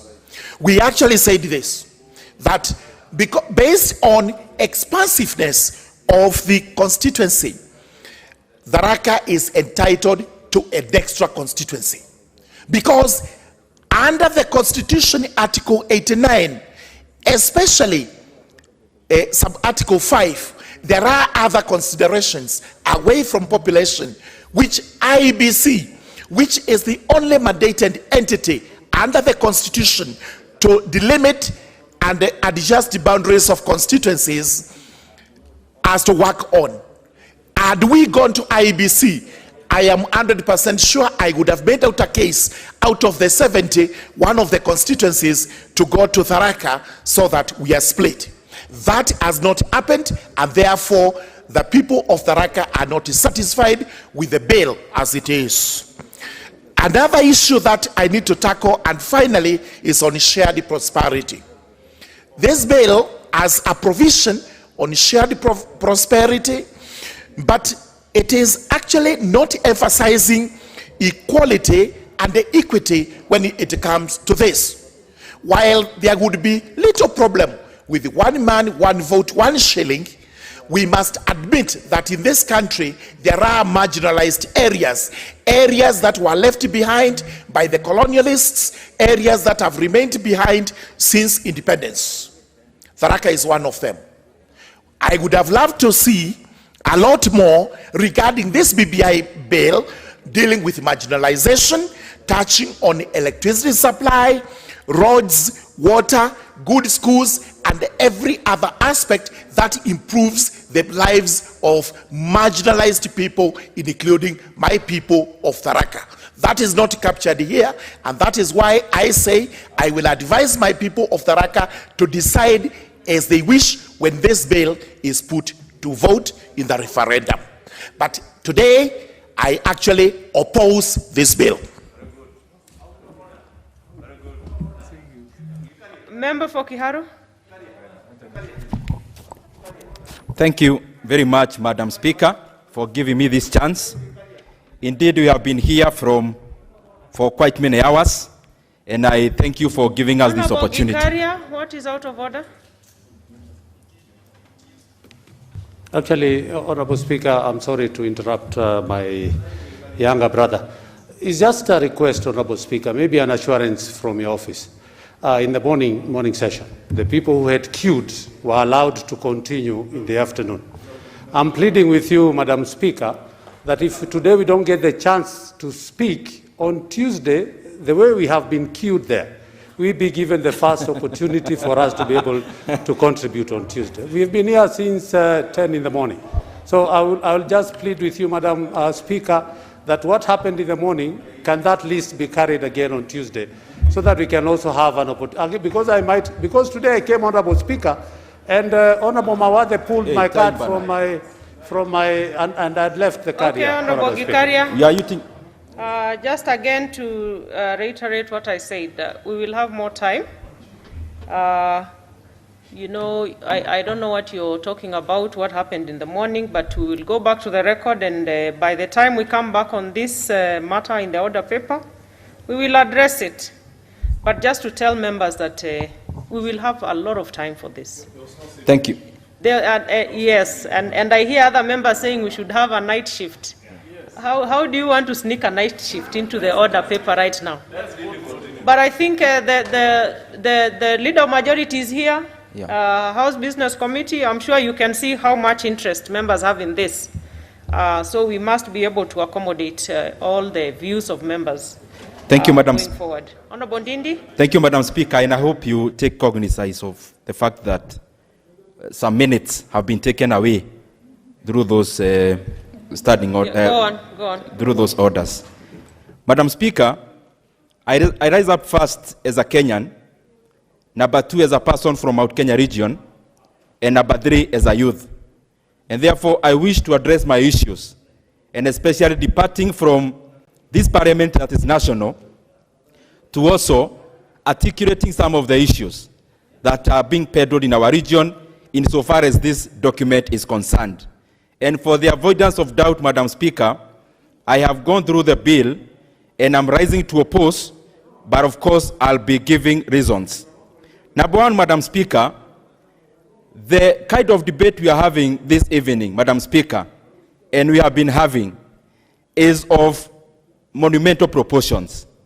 And I hope through the same comparison, Madam Speaker, even the freedom of discussing this debate will be commensurate of the same size, Madam Speaker, so that we take as many divergent opinions, Madam Speaker, and at least with respect. Madam Speaker, I have a big problem, Madam Speaker, from the onset, that we were recalled from our recess to come to discuss this BBI bill, Madam Speaker, when our country is going through huge challenges, Madam Speaker, that some are of humanitarian nature. Madam Speaker, I would have wished, as a member of Parliament for Kiharu, to be recalled from recess to come and discuss how we are going to roll out vaccination programs, Madam Speaker, to all Kenyans across the country, because I think that is more important than this BBI bill before us today, Madam Speaker. Madam Speaker, as we talk about the scourge of corona, Madam Speaker, it is important for all of us who are members of this parliament to know that most of the people that we represent out there, and especially those in sectors that like retail, sectors to do with hospitality, that is hotels and restaurants. Madam Speaker, this is a segment of Kenyan who constitutes the majority of people in the informal sector, Madam Speaker, and especially those people who have got informal jobs in our economy. Madam Speaker, that category constitutes around 64% of all informal jobs in our economy.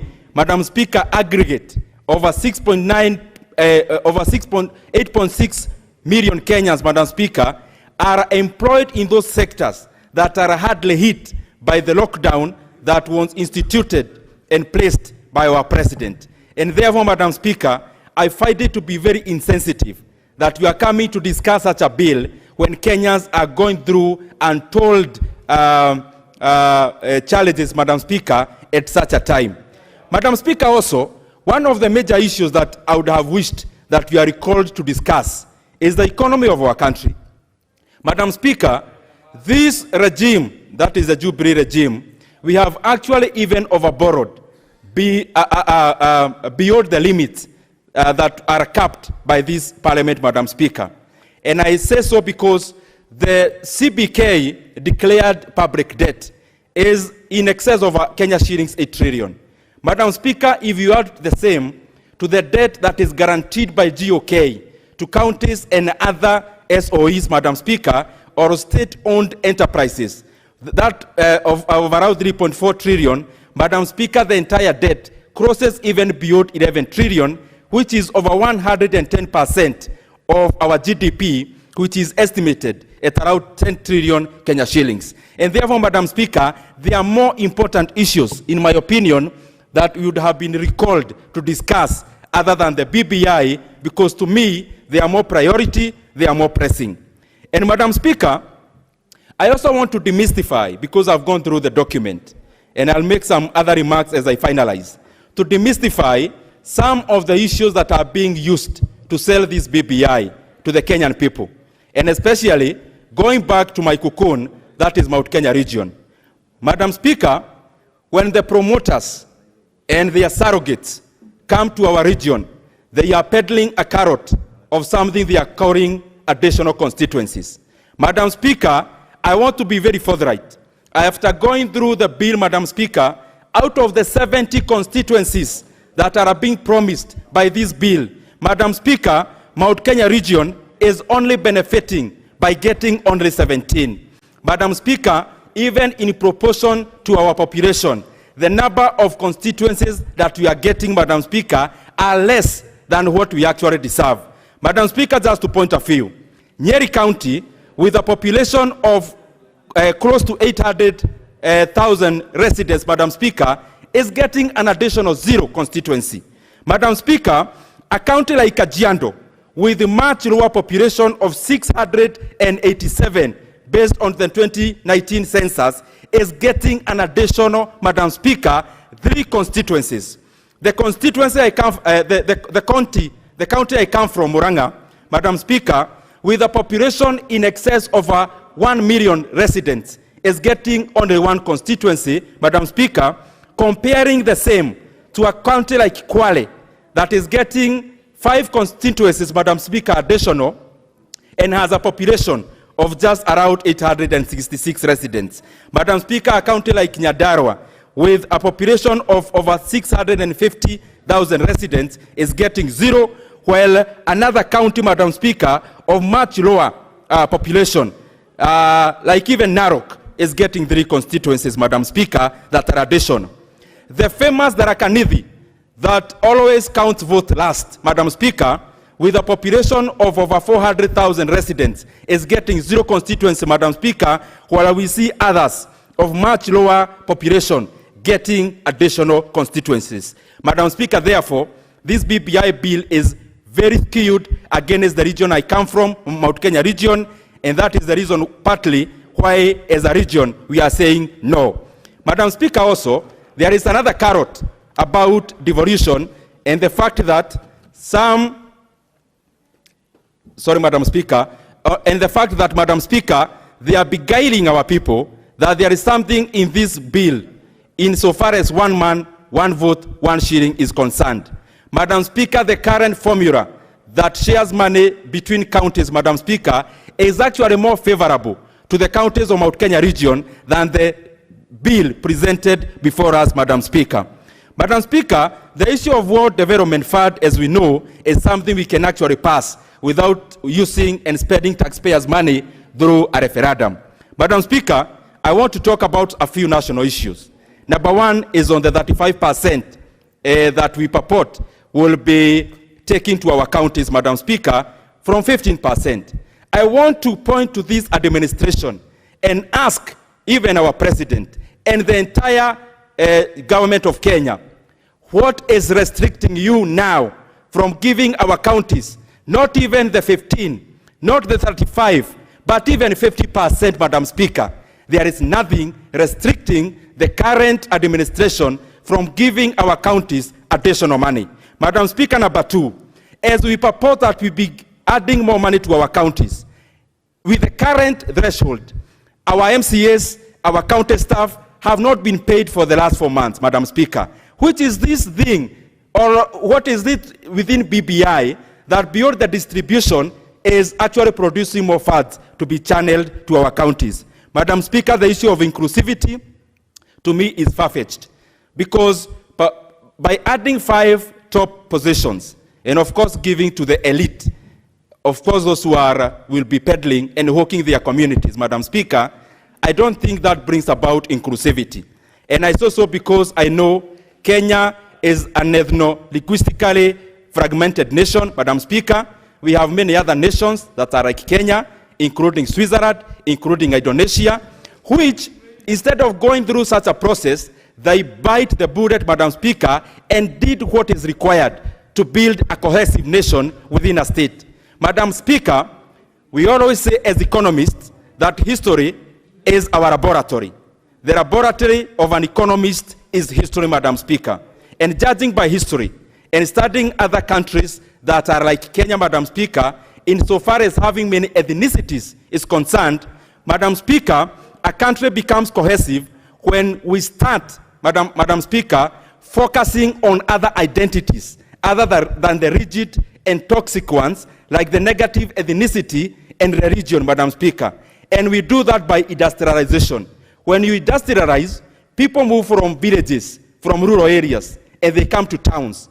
Madam Speaker, when they come to towns, they establish other identities based on their professions, based on their skills, based on their work, Madam Speaker, and those are much better identities to deal with other than the toxic ones, like ethnicity and, of course, negative peddling of religion.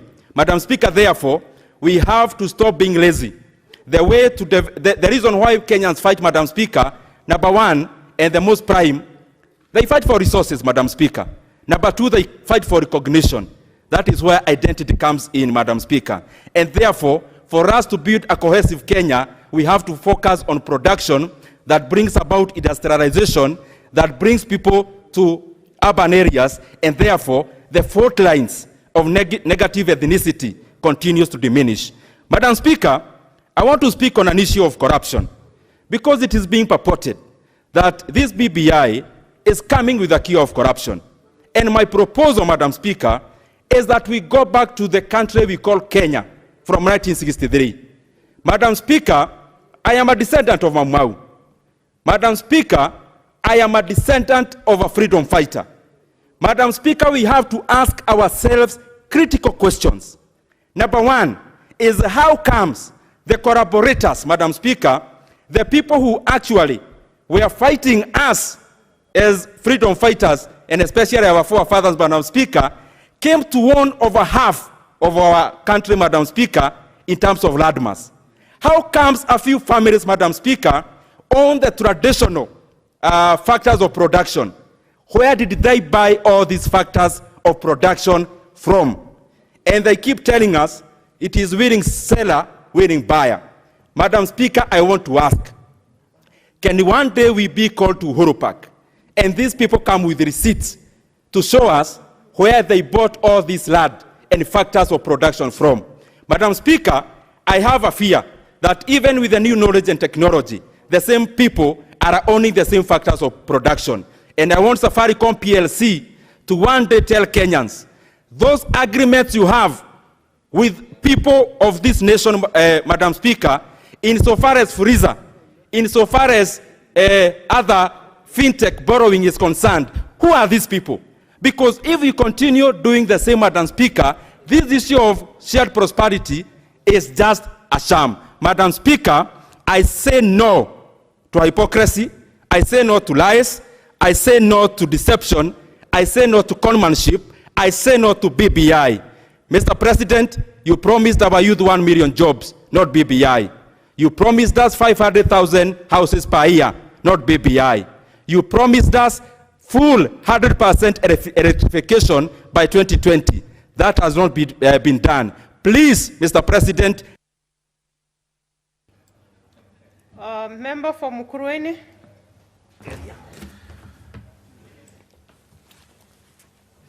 Honorable Kiai. Yes. Thank you, Madam Speaker. And from the onset, I want to say that I support the BBI bill before this Honorable House. Madam Speaker, this is a historical moment whereby we have the privilege in this House of standing up, of being present when we are amending this Constitution for the first time through popular initiative. And I want to say that I'm a member of Justice and Legal Affairs Committee. I was involved in the deliberations that took place at Windsor for the entire week, and therefore I've been part and parcel of the constitution making if this bill was to pass through the referendum and crystallize into a constitution. Madam Speaker, I need to start by quoting Abraham Lincoln, who said, "This country, with its institutions, belongs to the people who inhabit it. Whenever they shall grow weary of the existing government, they can exercise their constitutional right of amending it." And this is what we are doing. The people of this country are exercising their right to amend the Constitution. And the BBI was founded, it's grounded on the handshake between President Uhuru and the former Prime Minister, Raila Amolo Odinga. And the purpose of this was to ensure that, just like those many other times when we have an election, national election, there is always that violence that ensues after the declaration of the presidential winner and, of course, the parliamentary winners. And the purpose of this was to ensure that we remove this cyclical violence that ensues immediately after every election. The handshake was a peacemaker. And I want to say that it has been said before by others that I come from Nyeri, that Nyeri never benefited from this BBI. Nothing could be further from the truth than that statement. Nyeri by itself has 3 protected constituencies. One of them is Mukurweini, the other one is Teto and Othaya. The fact that BBI confirms the continuation of those 3 constituencies is a confirmation that indeed Nyeri as a county immensely benefited from the BBI. And that is why I'll be mobilizing my people of Mukurweini to support the referendum and this bill. Madam Speaker, elections are supposed to bring unity in this country, supposed to bring the people of this country together. But what happens after every other election? We see after the exercise of the sovereign power through the ballot, what happens is violence that basically threatens to tear the fabric of this country down the middle. Every time we talk about politics, everywhere around the world, politics will always shape the economic policies, and any other factor of production will have to revolve around the politics of good country. As Mzee Moi said, siasa mbaya, maisha mbaya. And therefore, good politics will ensure that the country prospers economically, not only economically, but also in other aspects that make up the country as complete. Madam Speaker, unfortunately, what has happened is that for the longest of the time, we have been practicing bad politics. And this is where BBI comes in. It comes in to try and cure that. It tries to stabilize this country by ensuring that when there's good, calm political climate in the country, then it means all those other factors, including the economy, including the social fabric of this country, will be intact. And this is why I'm saying BBI is the best thing to have happened in this country since independence. After that was realized, what happened was that there ensued a task force was set up, a steering committee was set up. They went around through this country, all around the country, collecting the views of all the Kenyans who decided to go forth and give their views. It was there in Murang'a, it was there in Nyeri, it was there in every other county. And any other person who was interested in giving out their views, they had a chance to do so. So it would be hypocritical of anyone to say that this is not a popular initiative. And as set out in Article 1.1, all the sovereign power belongs to the people. And that sovereign power can be exercised either through duly elected representatives or by the people themselves. Madam Speaker, I'm not lost of the fact that Article 93 of the Constitution also sets up Parliament, and one of the functions of Parliament is to make laws. But remember, Article 1, it gives the constituent power to the people of this country. And this is where the popular initiative, which is christened BBI, comes in. Madam Speaker, when I look at the bill itself, I realize that, number one, besides saving a constituency like Mukurweini, then there are also other good things that come with this bill. One of them is setting the minimum shareable revenue between the two sets of government. And at 35%, it means the minimum the county governments can get is 35%. Of course, nothing prevents the government currently from giving out much more. But here we are talking about the minimum. Previously, it was 15. Under the current budget, I think it's going to go as high as 28. And therefore, it means at the minimum of 35, we are devolving more money to Mashinani to ensure that those projects that are stalled, those things that are happening down there, and they have been starved of funds by the national government. Now we have an opportunity to ensure that maendeleo mashinani imefika. Madam Speaker, also, there's also the issue of the want fund.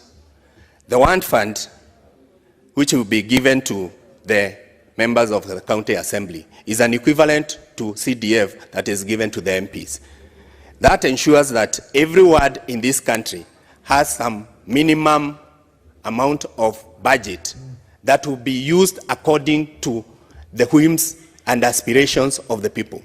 Madam Speaker, also, another good point of the BBI is the fact that CDF has been anchored in the Constitution.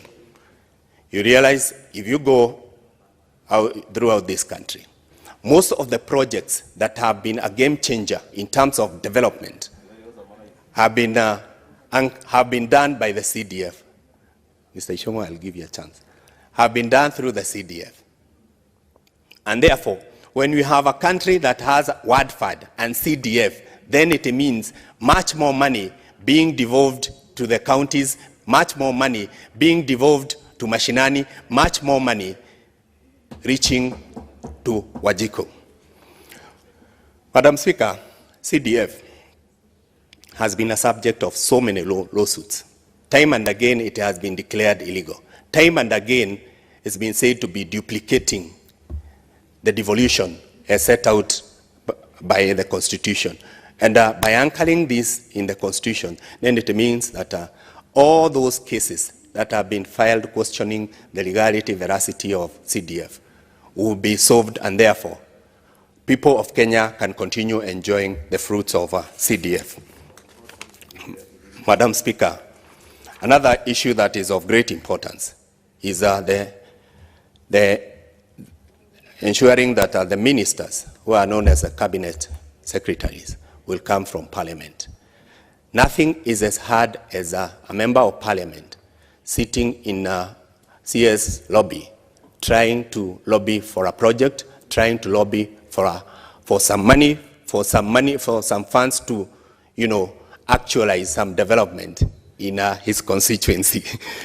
And the fact that members of the cabinet will be gotten from this parliament means that the process of answering questions that relate and touches on the members of parliament will be faster. The process will also be much more transparent because it will be done on the floor of the House. And it also ensures that all the answers that are given are captured and hazard, and therefore they are out there for the public to ensure that they can read their answers. Mr. Ishungwa is telling me that I'm running out of time. Point of order. Point of order, Madam Speaker. Point of order, Madam Speaker. Yes. Go ahead. What's out of order? What, what is it? Give the honorable member the... Thank you very much, Madam Speaker. I've been here since morning, since 10 o'clock. And as a mathematician, I've tried to calculate. When you allow every member to contribute for 15 minutes, it means only 4 members can contribute within 1 hour. Madam Speaker, if we are to run from 10 to 1, 2:30 to 7, it means only 30 members can contribute. Madam Speaker, this one is a very critical bill. I'm proposing you as the House leadership, you find a way, maybe you allocate us time when we can come here. You know that you'll be here at 8:30 instead of coming here the whole day and you are not able to contribute, Madam Speaker. Madam Speaker, I'm not opposing BBI. I'm a great supporter of BBI. Okay, now you've delved into the debate and you've eaten the 1 minute of Honorable Kiai, which Honorable Kiai now you cannot continue. We will have to transfer you to the next time when this comes back on the order paper. The leader of majority is here. He represents the House Business Committee, and like I said, this debate will continue. And honorable members, you realize even the 15 minutes, because of the public interest nature of the issue at hand, is not even enough for members. So I think it's been a good moment of debating. 15 minutes is really good for somebody to to really bring out all the issues at hand. And members, this is a momentous time, a constitutional moment, where we are participating in a matter that has not been prosecuted before. So I think we are doing well, and the Honorable Leader of Majority, I'm sure, will take this up.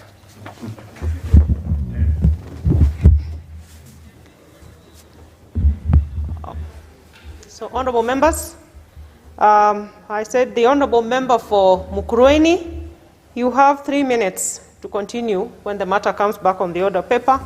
And with that, honorable members, the time now being 7:02 p.m., this House stands adjourned until Tuesday, 4th of May, 2021, at 2:30 p.m., when we shall resume from our recess.